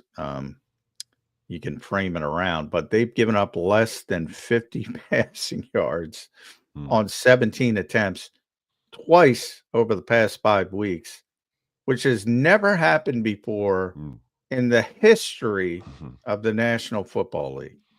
How much of that is, hey, this is a really freaking good defense versus, hey, we were facing some really bad offenses and quarterbacks up against it? Yeah, I mean, I think it's both, but I mean, hey, like you just said, if you're the first person or first team to do that twice ever, like plenty of other teams have played plenty of bad offenses and quarterbacks and haven't dominated to that kind of level. And again, 4 touchdowns in 5 games. I mean, that's crazy. And you think about the points against the Cowboys on Sunday, like one of those is after Kevontae Turpin takes it out to the 40-yard line, so a short field. The other one is after the Jalen Hurts fumble. Like they allowed 6 points, and both of those points were set up by kind of like bad special teams, bad offense. I mean, this defense has been lights out, and the turnover luck is starting to go in their favor. You know, that was really kind of just not happening for them early in the year, and now kind of finally it's starting to manifest in a big way in a game with 5 takeaways. But yeah, it just seems like everything is clicking, and the talk all along was that Vic Fangio's defense just needed some time to gel, and we're more than halfway into the season here, and that's what it's doing. Yeah, they are doing a lot of fundamental things good too, which I like. It's one thing to play a crappy team and destroy them defensively. It's another thing to be one of the best tackling teams in the NFL. I think that can translate into other things. So it's an exciting time for the defense. They're playing really well. BLG, what's your take on like where the Eagles are as a whole? There's a lot's been made in the last 5 weeks, 5 straight, but their opponents are 13-35. They're not the greatest opponents. Where are you on the team as a whole? How close are they, in your opinion, to getting back to that Super Bowl contender form? Where are you on the Birds right now? Yeah, again, when you play bad teams, and if you're a really good team, got to blow them out. And that's not something we really saw from the Eagles last year. So I think that's a key difference. That is something we saw when they played back in 2022. So if you're beating the bad teams by a lot of points, that typically, I think, still means something. You can't just say, oh, it doesn't mean anything. They're only playing a bad team. Now, this is the stretch, right? Where we're going to see a lot more between the Commanders game. Rams seem, not like a juggernaut, but solid. And then the Ravens. Like, this is a big stretch for this team to kind of figure out, like, okay, yes, they can beat up on the bad teams, but do they belong with the big boys? And I mean, I think they do, at least in the framing of the NFC. Like, who are you putting above the Eagles? You're putting the Lions probably above them. And like, who else? If the Commanders beat the Eagles here on Thursday night, well, then certainly they have the case to be ahead of them. But I mean, that's really it, I still think, at that point. So they absolutely are, I wouldn't say they're a Super Bowl favorite, but they are absolutely a Super Bowl contender. Yeah, I agree with that. I've crossed that demarcation line. I think I got 5 teams, BLG. Detroit, Baltimore, Kansas City, Buffalo, Philadelphia. Not necessarily in that order, but those are the 5 teams that look to me that potentially, if everything falls right, could make the run to the Super Bowl. Everybody else, I'm kind of, I don't think they can do it. Green Bay maybe teetering if they can get healthy and start playing well, but that's about it. And if you're in that conversation, that's a good place to be, and a chance to do some special shit, as Nick says. But talking about that defense, I'm gonna put you on the spot here. A sort of a Soapy's choice for a Philadelphia Eagles fan, but with triplets on that defense. Rank them that you're most impressed with personally. The 2 rookies, Quinyon Mitchell, Cooper DeJean, and Zach Bond, who is unbelievable story. It's Zach Bond for me. I mean, I think he's been unreal. I was looking up some of the numbers after this Cowboys game. It's just like the company he's in is with Fred Warner. Like, for example, he's the second best coverage grade in the NFL. I looked up who has the most forced fumbles in the league this year. It's Fred Warner with 4. Guess who's right behind him? Zach Bond with 3. I was looking up PFF's their stops metric, which is like tackles that constitute a failure. Which I love that because I hate tackles. Yes. I love the stops. Exactly. Yeah. None of this, running back runs for a first down and then gets tackled up the middle. No, this is, meaningful, impactful tackles. Zach Bond leads the NFL. He has 40, and the 3 players who are tied for second at 36, they've all played one more game than Zach Bond has. So, I mean, he's just been unreal, I think, and just no one could have seen it coming.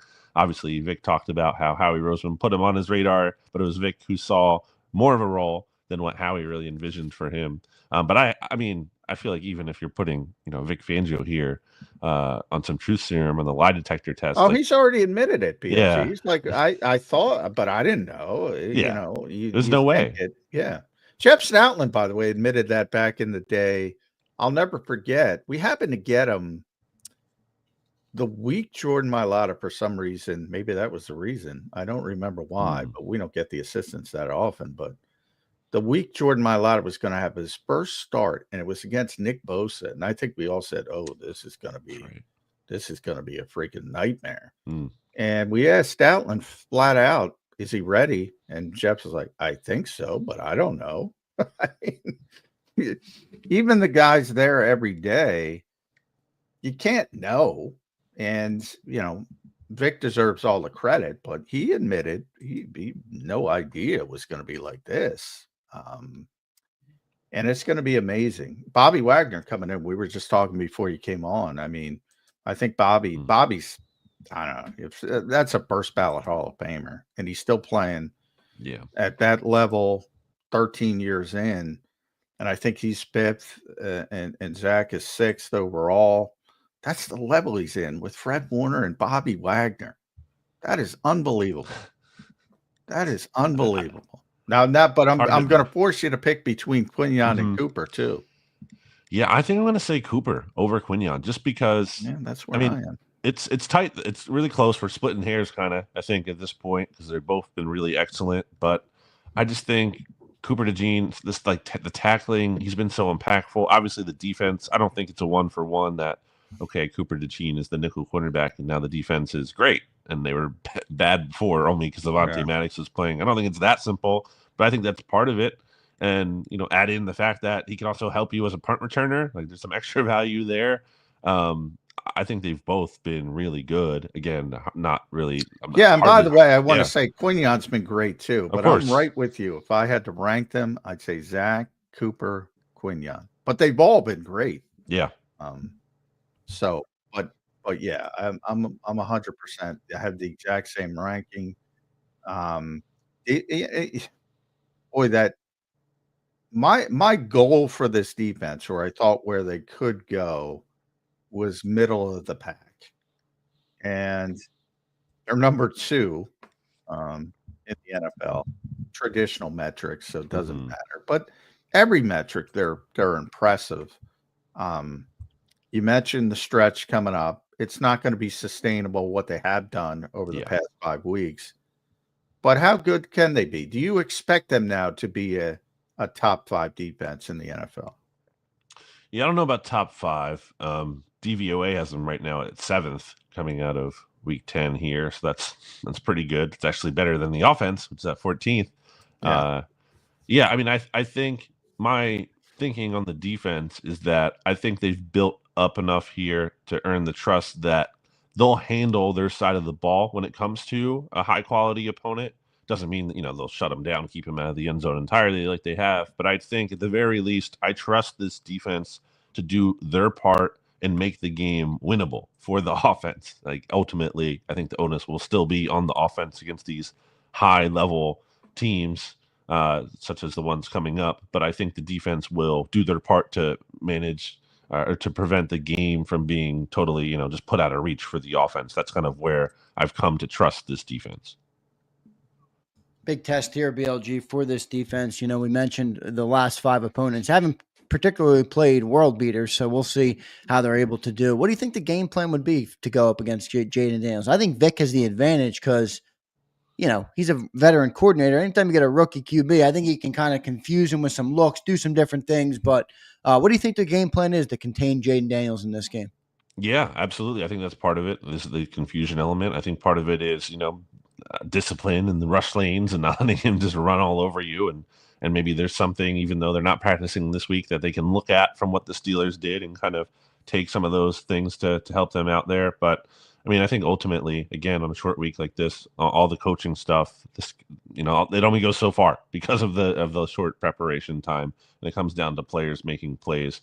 And I think they're going to have to be opportunistic and probably, continue the turnover party that they have going on and force one or two to get some extra possessions against this guy. Because if they don't, I think he's going to make the most of his chances otherwise, and expecting a really close competitive game. I do want to talk about the offense while we have you, BLG. So, the first half was not where they wanted to be, and then they started making some plays. And, I don't see the consistency. If I'm going to nitpick here, it's obviously a very good offense. It's got to be a very good offense because of the talent they have. I don't know. Something's missing. Do you get that feeling with this offense? I think it kind of goes with what we've seen from Jalen Hurts this year, in that there's kind of some boomer bust to it. It's not so much about the consistency. And, we saw that in the first half, for the most part of the Cowboys game. And then really throughout the game, we're like, okay, Jalen, makes the great throw down to A.J. Brown. That's what he does, but also struggled. And maybe the sun certainly was at play at certain points in his eyes. Got to get those curtains up. Come on, Jerry. That's right. But yeah, I think, there can be that lack of consistency sometimes where you get more of the boomer bust nature to things. So yeah, I mean, that's just where we are. It's going to be like that. I think part of it, I think part of it, that's the DNA of the quarterback, and therefore it goes with the offense. But I mean, I do think that the greater trend is Jalen certainly playing better than he was earlier in the year, and that maybe you take the sun out of it and he can play a little bit better. Yeah, we'll see what he's able to do. BLG with the running game. You think Saquon Barkley in a way has made it? He's so good in the running game. You don't think it's hindered the passing game at all, do you? Because they can rely on a guy like that. I don't. Well, I mean, it has in the standpoint that they've shifted, their approach since the bye week, basically, going more to the run. And I think, obviously you can't just do that the whole season or every game. It's going to have to be a game where Jalen Hurts kind of has to probably drop back, throw, 30 plus passes and help the team win with his arm. Probably going to happen at some point, maybe multiple points. Until then, obviously they're going to just keep riding Saquon because hard to stop.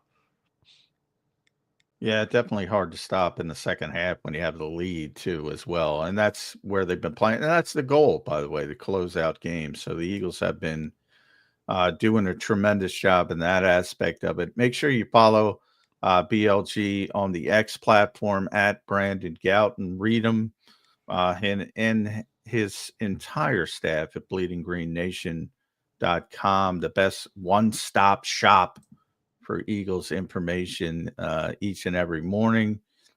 Make sure you check that out.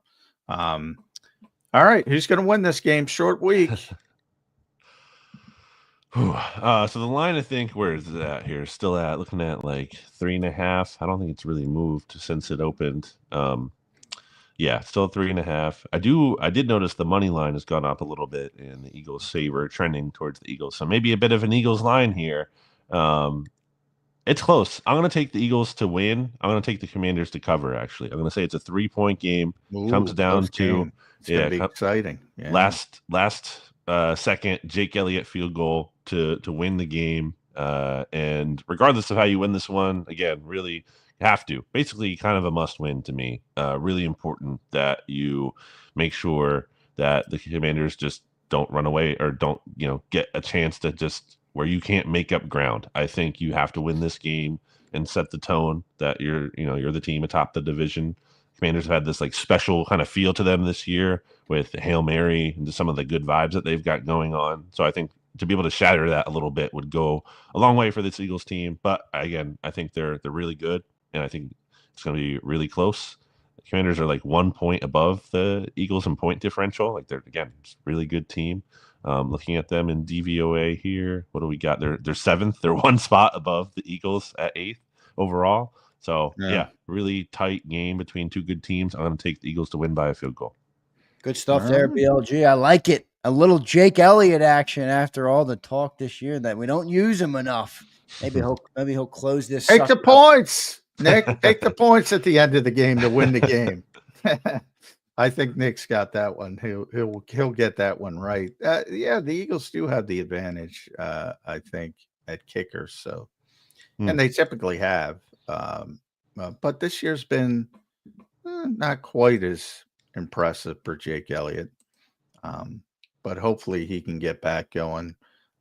Big kicks have been a part of this team's DNA as well. I look at it that way, BLG. I just think the Eagles have been here.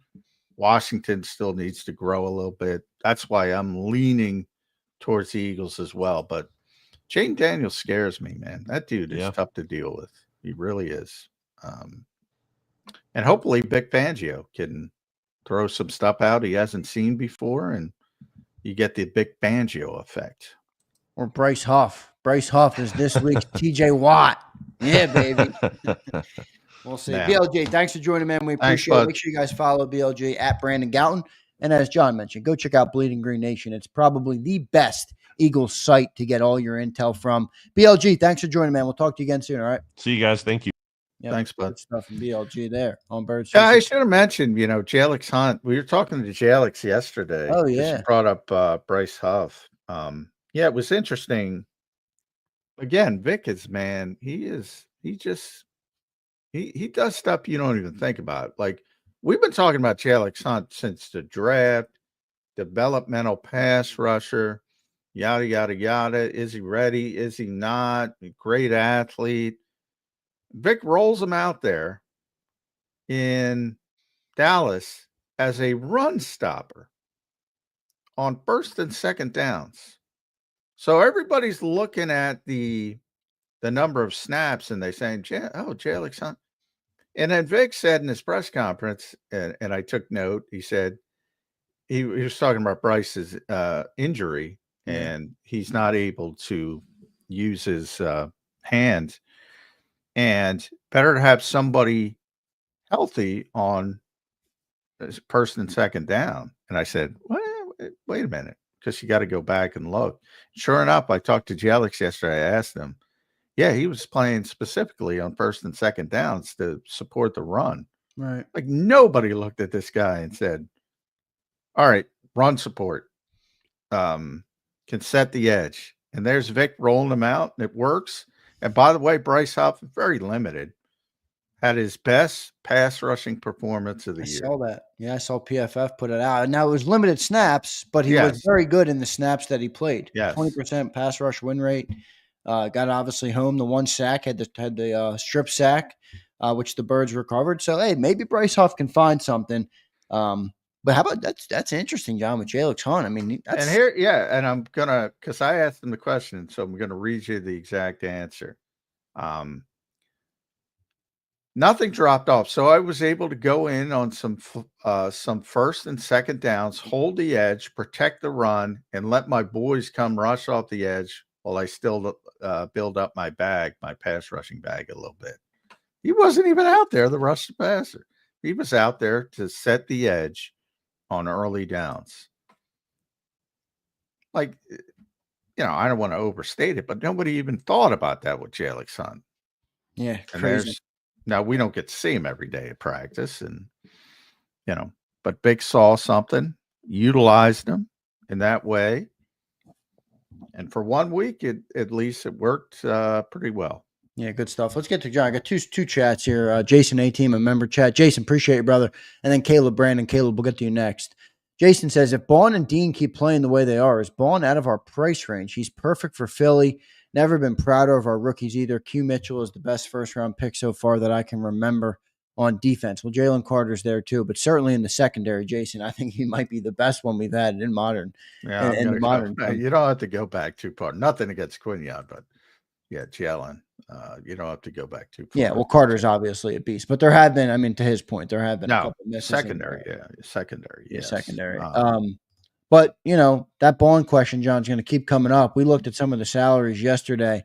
I mean, Roquan Smith got a 20. I'm not saying he's Roquan Smith. I'm not. I'm just saying the type of money. Better pass coverage linebacker than Roquan. I mean, the type of money that some of these guys are getting. Roquan got $20 million a year, a 5-year, $100 million deal. I think it was only like 50 or 60 million guaranteed, which is no small number, but I think Bond might be up there, man.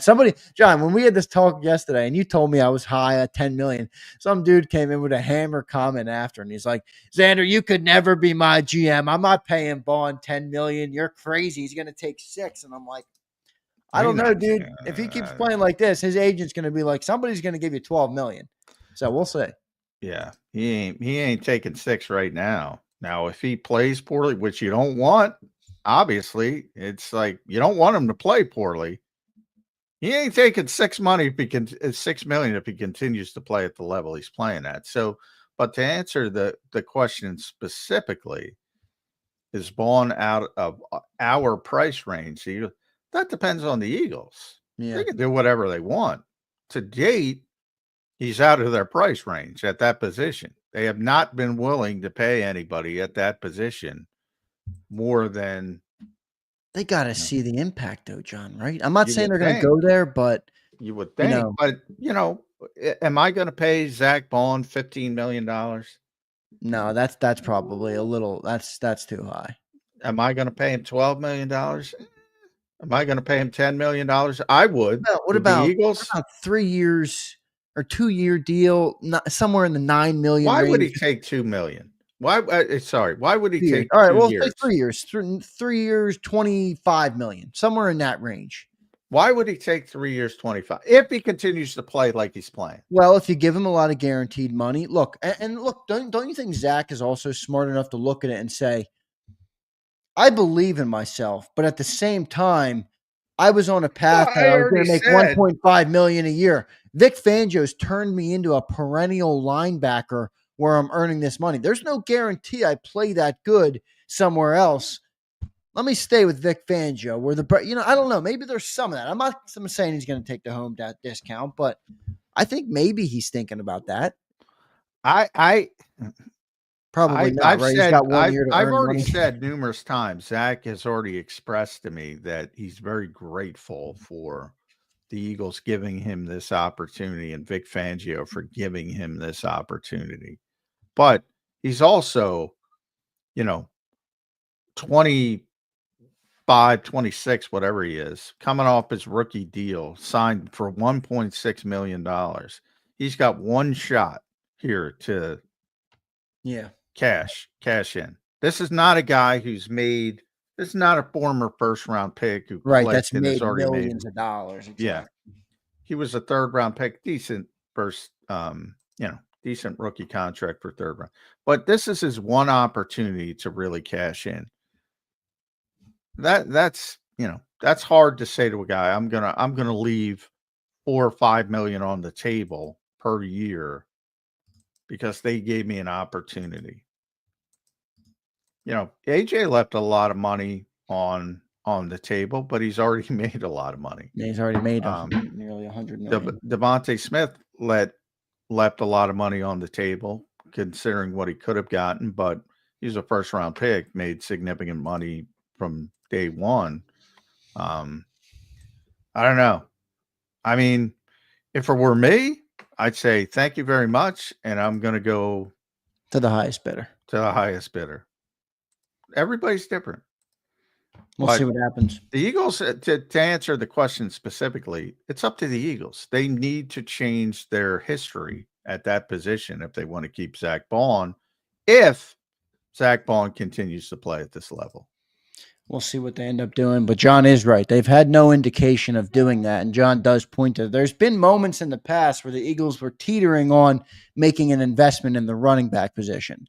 Christian McCaffrey, Saquon in the draft, some of those other guys. They've never showed that with linebacker. We'll see what they do. Caleb Brandon checks in. John, I'll let you get out of here in a second. Caleb says they've been doing a great job running first half early downs as well. Caleb's been beating the drum on this. John, the running early to set up the run the football, take the points. Don't do special shit. Can it Nervous be an Nelly. aid? Nervous Can't Nelly. that stuff be an aid in doing special shit, John McMullen? Nervous Nelliot. Nervous Nelliot. Yeah, it could be. The problem is, again, you can win a million different ways, but can you, what Brandon brought up about, and this is my concern, consistency at the quarterback position. Like you can run the football in early downs. You can gain 2 yards. You can gain another yard. You can set up the play action and it can be there. And if you miss it, all right, you're punting the football. You're decreasing your margin of error. Can you win that way? Sure. Can you be special that way? Probably not. Good stuff, Johnny Mac. John, what's on the agenda today before I let you go? I'm going to be going overtime here a little bit, John. I got to make up for the 15 minutes we lost, but I'm going to let you get out of here. I know you got to run down to NovaCare. What's on the agenda today as we're one day out? I don't. They're playing tomorrow, so we're off limits. That's it, man. Oh, okay. This is. I'm not going. Nick Sirianni's going to do a Zoom presser with us this morning, so I'm gonna probably ask him about his special shit comment. Yeah, I got to go watch the unscripted here and see where they're at with it. But John, any other final thoughts here on the day? As we're a day out here from this game, maybe the biggest game of the year so far. Definitely the biggest game of the year so far. I think I mean we'll obviously talk about the game tomorrow, but I don't.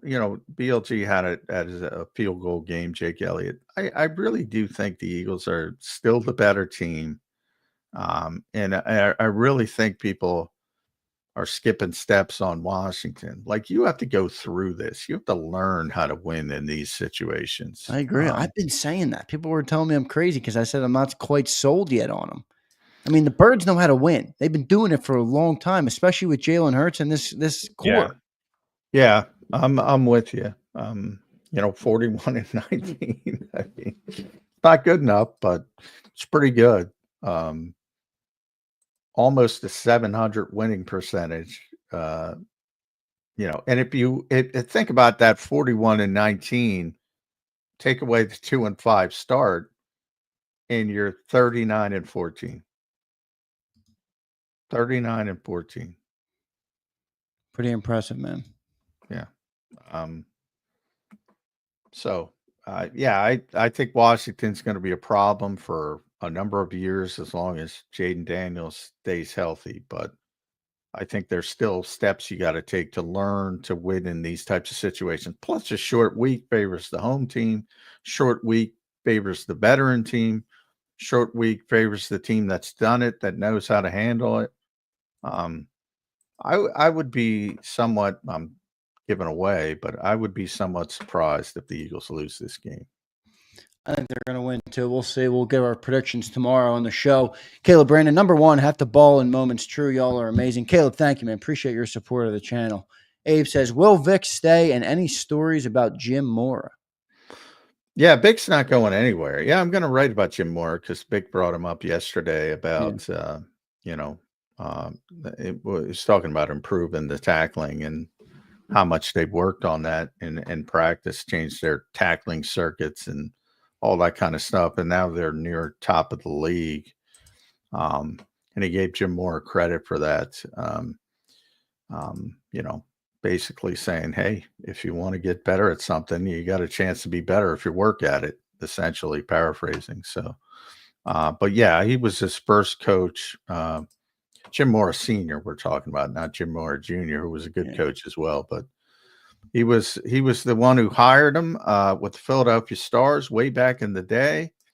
And Vic's not going anywhere. I mean,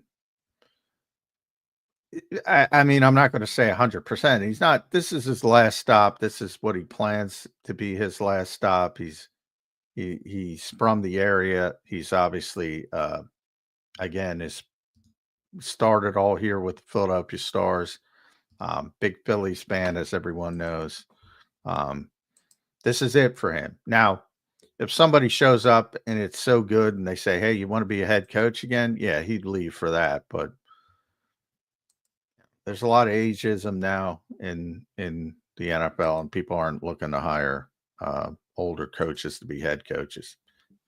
There's always exceptions, but in theory, people are looking for the guy who's going to be, which is ironic because everybody moves so quickly.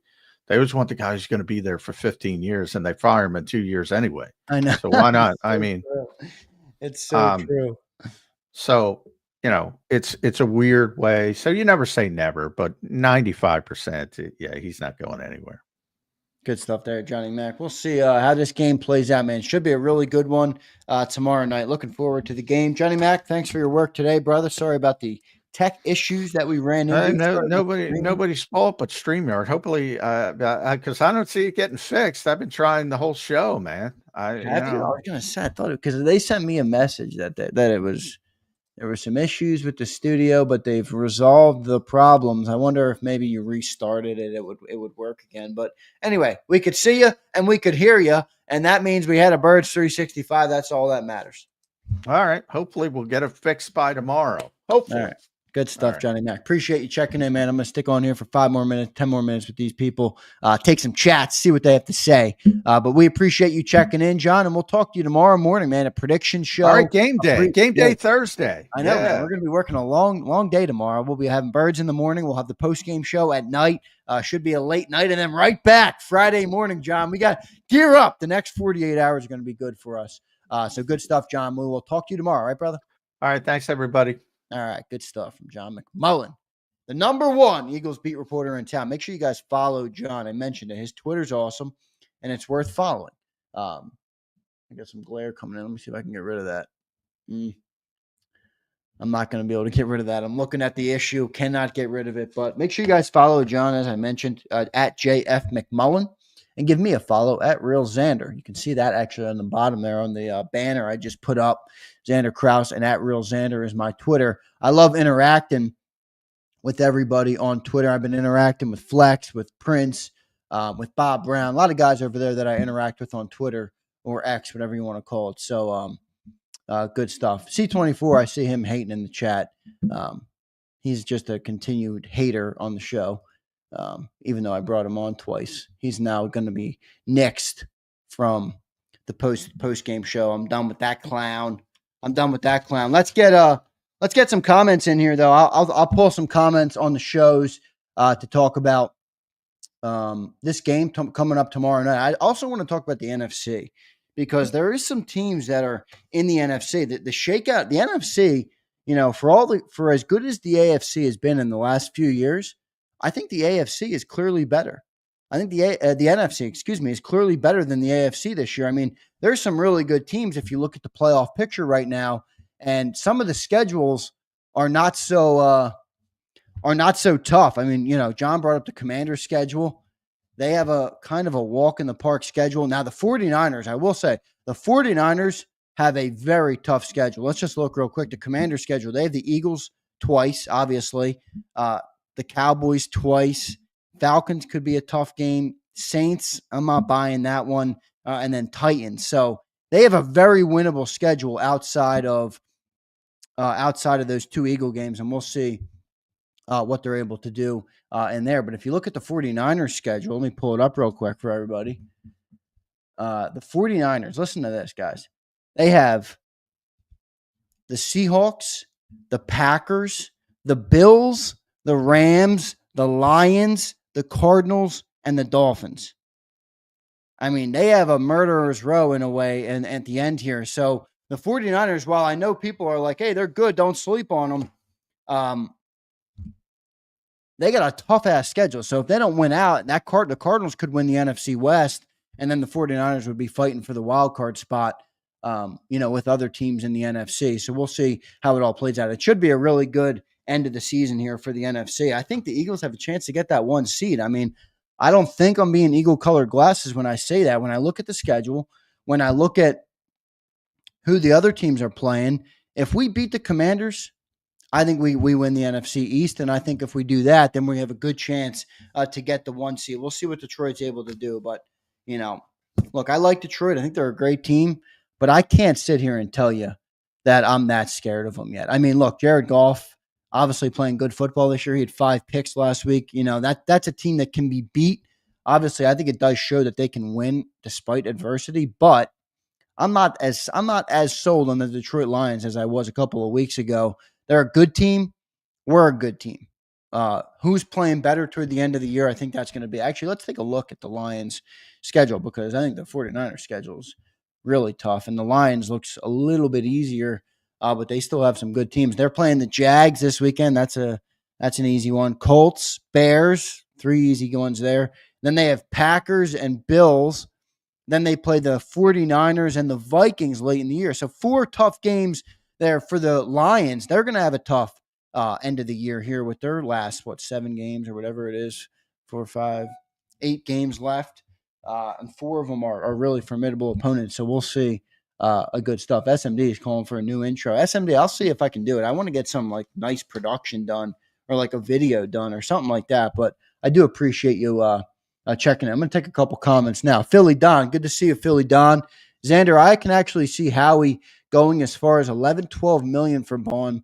He'll work his magic somehow where it won't make much of a hit on the cap next year. Well, I agree with the second part of that, but Philly Don, that's steep for Howie at that position, man. Like, it all depends on how he's seeing it, because, we thought TJ Edwards was lights out. They wouldn't even give him $7 million. $7 million. Now, I think Bond has played better this year than TJ played in that year, which is saying a lot, because TJ was good that year. But 11, 12 million is very steep, and Howie's never shown that he wants to go there. That's part of John's point, Philly Don, about the running back. Like, we devalued the running back and we didn't want to pay him, but there was always signs that if the right player emerged or the right opportunity emerged, they would do it. They were tied to Christian McCaffrey back in the draft. They were even tied to Saquon in the draft if he fell. So there's been moments where the Eagles would be willing to do it. They've never really had that with linebacker, ever. They were never thinking about a guy in the first round. They've never been ready to go over the top to pay for the great linebacker. And that's where, I think it'd be interesting to see how they view it and what they think. But it's an interesting topic. And, Brode says, why pay Bond 11? Well, Brode, at what point do we want stability at that position, dude? I mean, I get it. That might be too steep for you. And you say we're tripping. Okay, that's fine. I don't agree with you. But at what point do you value stability there? I mean, Brode, we had TJ Edwards and Kaiser White, who played upper echelon, not elite, but solid linebacker play, and went to the Super Bowl. Then we had Nick Morrow and Zach Cunningham. Now we have Nakobe Dean and Zach Bond, and they look good. Don't we want some stability? Like, at what point are we just, why don't you want to pay $11 million? It's not your money. Like, what? We have $27 million left in cap space right now. What's holding you back from paying that? I get it. It sounds like a lot, but dude, at what point do you pay the money to keep a great defense, to keep continuity on your team, to let them build up with Vic Fangio, who's probably going to be here for multiple years?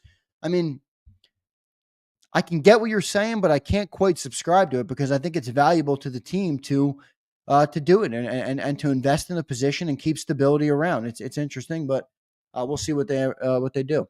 Caleb Brandon, appreciate you, bro. He says Howie has learned from his mistakes. He'll get it done. We'll see, Caleb. I think that's a fair point. Howie has shown that he will learn from his mistakes, no doubt. Brode follows up. Appreciate you, Brode. He says, I think you're jumping the gun. That's all. I think that's fair. I do think it's probably a little early, Brode. I think the fear is, Brode, because I agree. You're probably jumping the gun saying 11 million. The guy's played 9 games at this position. But, Brode, the fear is, if he continues to play like this for the rest of the year, let's just assume a world that that's true. We don't know that be true, but assume for a second it is. What's he going to be worth in the open market? What's his agent going to be saying in his ear? I mean, right now he's literally ranked with Fred Warner, dude, in coverage. He's been elite in the 90 ratings of PFF for 3 straight weeks now. Whether you like PFF or not, it's tough to earn that grade. So I think that's the fear, bro, where you're trying to bridge the gap of how do I not go too early, but how do I not go too late where it's going to be too obvious for him to walk? I value continuity too. I think we need to get some continuity at that position. It's just a revolving door. I mean, you're never going to be great on defense with a revolving door at that position. Like I said, 11 sounds like a lot, but I don't give a fuck. It's not my money. Pay it. If the defense is playing this damn good, they're second in the league right now. Linebacking core is top 5 in the league. Pay it. Who cares? I mean, we got all this money left over, but I hear you. I mean, we got nothing left to invest in the offense. Like, seriously, if you go into this offseason, how do you look at the offense? Where are you investing? It's all defense. Now, you're going to have big contracts coming up. You got Jalen Carter coming up. I don't know what you guys think of Jordan Davis, or forget what you think of the player. What do you think about the contract situation? You know, I don't know what they're going to do with him. Now, that could be interesting.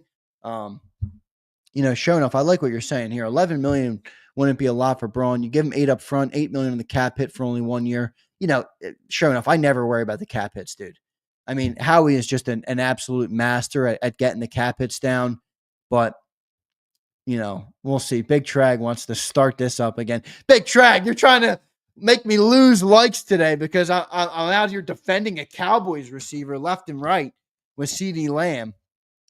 But if you want me to go down that road, I will, dude. I will, because I do believe what I was saying yesterday. I mean, it's tough for me to. I love Smitty, man. I just. You're saying Terry, so maybe. I mean, Terry's also been getting the ball from Sam Howell. From Sam Howell, he says he couldn't sleep last night. But let's look at. I'll entertain you. I'll entertain you. Let's look at Terry McLaurin's stats. Let's look at it, Trag. By the way, I like Big Trag, man. He gives us a lot of shit when he doesn't agree with us, but I respect people like that for sure. Yeah, I mean, you're right. His most ever is 1191 in a year with 77 receptions, and his most receptions in a year was 87, and that was back in 2020. And he had 1118 that year. So he's not putting up crazy numbers, but I will say this, Trag. He's on pace for by far his best year, already over 711, up to 711 yards and 47 catches through 10 games with Jaden Daniels. So he's looking like 12, 13, maybe 1,400 this year. Maybe not 1,400, 12, 13, somewhere in that range. I think him and Smitty are comparable. I'll give you that. I think him and Smitty are comparable. My problem is honestly more on the CeeDee Lamb conversation because, yeah, I get it, Eagle fans. You don't like the Cowboys. I understand. I don't like the Cowboys either, but I love good football and I respect talented players. And when I watch CeeDee Lamb play, I think that dude's got real fucking talent. And 135 catches for 1,750 yards would back up my point. I hate to break it to you. But I do appreciate the conversation. I think it's a good one. I think it's, I appreciate where you're coming from. Good stuff, everybody. I'll wrap up the show soon because I got to post up the podcast and I got to get a couple clips from the show that I'll be sharing out on the channel later. You guys know the deal. If you enjoy the content, if you're a fan of JAKIB Sports, unlike C24, who's just an ungrateful little prick, when you see a video, click it, hit the like, drop a comment. I always read every comment on the channel that come. Not talking about live shows. I'm talking about after like a comment on a video or whatever. I read every single comment that we get, good, bad, or indifferent. I read them all and I appreciate them all. So make sure you guys do that. It also helps us out in a big way. If there's any more chats on the game, I will take them just to get a couple more thoughts on the game here. SMD says, got to run. SMD, appreciate you. Appreciate your support as always. The other option would be to tag Bond and see what the market is, then extend them. Philly Bond, why they're not going to do that is it hamstrings you cap-wise. Because when you tag someone, it's automatic, goes on the cap. There's no negotiating. There's nothing like that. So I don't see Howie doing that because Howie's better at manipulating the cap than that. That's for GMs that get hamstrung, guys like New York who did it to Saquon Barkley. Meanwhile, we're paying Saquon more and our cap hits less. Howie's just good GM when it comes to that stuff, man. So I don't think they'll tag him, but I appreciate the point. I appreciate the point there. Prince says, just jump in front of it. Players play for free when they know they have financial security. That's fair. That's fair. We'll see what they. That's fair. C24, I've been very nice to you, my man. I brought you on the post game show 2 weeks, and now you're sitting in here again shitting on my channel. C24, while I love to let people talk in the channel, you have to understand, I invest every ounce of my time and my money into this channel. You're a measly commenter. I love you, but you don't invest in this what I do. So if you're going to shit on my channel, why would I just make this platform a place for you to talk your shit and run your mouth? I can easily just remove you and move on to the next person. You think I invest all my money into this thing to have that? No, it's my fucking platform, dude. It's my platform. So if I want to fucking boot you out for your hating, then I'm going to do it. So watch yourself, man. I don't appreciate the comments. I appreciate honest comments, and they don't have to agree with me. I am not looking to be the right person all the time. I'm not. But yeah, I don't appreciate the comments hating on it. Brian Pumper checks in. Appreciate you, Brian. Is there a worse Philly athlete than Joel Embiid? I don't think so. Maybe Banana Pudding Man. I hate a 7'1", 280-pound lazy blob. Boy, Brian, you are not happy. You are not happy with Joel Embiid. I'm not either, Brian. You know, there's somebody put up a poll yesterday. I think it was WIP, and they're like, "What are you going to do for Joel? Are you going to clap for him tonight? Are you going to boo him?" And everyone's coming, How could you boo Joel Embiid? I'm like, I'd fucking boo him. I'd boo his ass. He's punching reporters and everybody's acting like he's the victim. I'm like, come on, man. Joel Embiid, go out there and play ball. Go out there and put the team on your back. Go out there and do something that you said you were going to do in this city. I'm with you, Pumper. I'm with you, Pumper. I got to look this up. Keith, you're the man. You have great comments. I think you're newer to the channel as well, Keith, which is, I love seeing, as much as I love the people who've been here for years. Show enough. I know you've been here for years. B Mo's been here for a long time. Emrace, I'm not sure how long you've been around, or Eduardo. But I love new names, new faces, obviously. Shows we're growing, shows we're reaching more people. And Keith has been a great supporter of ours in the last couple of months. So big thanks to you, Keith. I do not know who James Cagney is, though. I'm not going to lie. I'm not really a movie guy. I like some movies here and there, but I don't have the attention span to sit down for a 3-hour movie a lot of times. But good stuff there, Keith. Appreciate your support. Any other comments on the game I'll get to before I move on? Sure enough, I'll read your comment. Good stuff. He says, I think we're going to have to pass a lot more this game. Washington got the players to go against the run. I'm sure Washington watches that Dallas game, so they're going to send a lot of pressure. I think that's a good point. But sure enough, at the end of the day, how much do you take out of that Dallas game in terms of what we really are versus what we could be in that game, because Dallas was just so bad? You know, that's where I think teams have to be careful with that game, where it's one of those. Is it one of those games you kind of throw out the tape? I don't know. Maybe not, but Cooper Rush sucks. Trey Lance is maybe the worst second overall pick, or whatever he was, third overall pick in the history of quarterbacks, for crying out loud. The dude sucks. So I don't know how much you take from that. But I agree with your point here. Good stuff.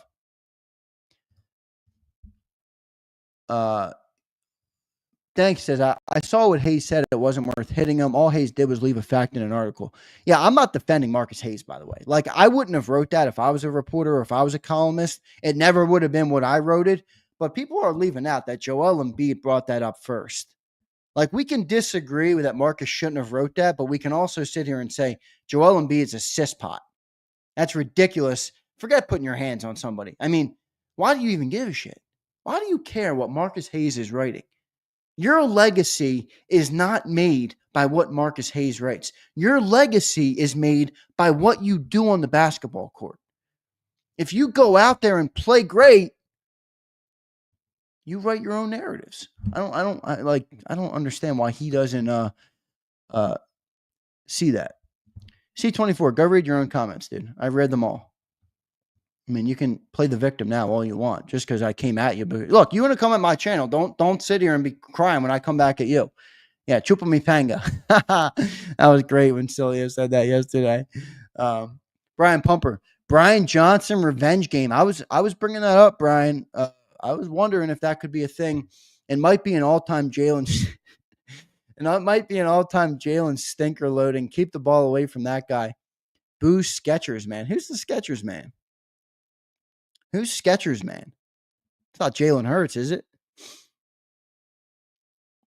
I don't know. Brian Johnson is coming out. You got to think that Brian Johnson is feeling some type of way. I mean, look, we acted like he was the number one problem with everything that happened late in the year last year. Oh, Brian Johnson sucks, the worst coordinator in the world, the worst play caller, all these things. And like, maybe Brian wasn't great, but that was a severe scapegoat of him last year. So you got to think that's on his mind. And, I don't obviously know Jalen Hurts. I'm sure Jalen Hurts has had conversations with him, but I wonder what their relationship's like now, because or maybe it's Jalen's relationship with Nick or the organization. It's like, yeah, you fired my friend and made him. I don't know. Maybe Jalen wanted him going. I don't know. It's all speculative at this point. But I do wonder what Brian Johnson's thinking about this organization right now, and we'll see.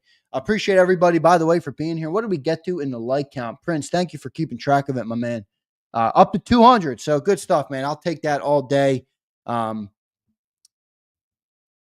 I'll take that all day. 200 likes, still almost 400 watching in here. We had a great viewership today. We had a little bit of a technical error at the start. So for those who checked in late, our streaming software collapsed like right when I was about to click go live. And I'm happy that it happened then, because I was doing some research on it and other people were live when they got taken off the air. So we might have had a Cilio issue that we had yesterday again today. Might have to look for a backup, folks. What's going on here? 2 days in a row that I'm gonna have technical errors. We don't want that happening on big shows or right after games or post game shows or any of that. So we'll see. Akbar, good to see you, brother. Thanks for checking in, my man. I'm about to check out of here, but I will have some content coming on the show today. I'm going to post out the Mike Gill interview for those who missed the Mike Gill interview. Excellent, again, as always. Love talking to Mike Gill, man. Mike Gill brings some good points to the shows. I think he does that pretty consistently, so it's good to see. Good to have him on, and I'll post that segment out. And then we had BLG. I'll post that out as well. Caleb Brandon says, Zander, we're going to punch Washington in the face if we coach well. We have the second best O-line in the league, maybe the best with Mailata back. 26th best in the league. Hurts back. We good. Maybe a tight game till the fourth. I do think it's going to be a better game this week. I mean, I don't expect a blowout, but we'll see how it goes. I'm looking forward to it though, man. This is easily the game I'm most excited about so far in the year. It was kind of tough to do shows last week before Dallas, and you're just like, Cooper Rush, what the fuck? They suck. Now it's like all systems go, baby. This is a massive game, massive implications. NFC East, Jaden Daniels versus Jalen Hurts. The storylines are limitless. Brian Johnson returning. It's just a really good game, a great storyline, a lot of stuff going on. So I'm looking forward to it a lot. Big thanks to everybody for checking in today. Up to 205 likes. Thank you, guys. Hit that like button on your way out. I'll get to the super chat before I go. Any super chats always go to the top. So big thanks to you guys. Schmidt Digler. I like that name. Schmidt Digler. I don't know if I've ever seen you in the chat, brother. Are you new to JAKIB Sports? I see you're a member, but I don't recall your name. Maybe you changed your name up before. Yo, Zander, you think Jaden Daniels is still shook from getting scooped up by Carter when LSU played Georgia?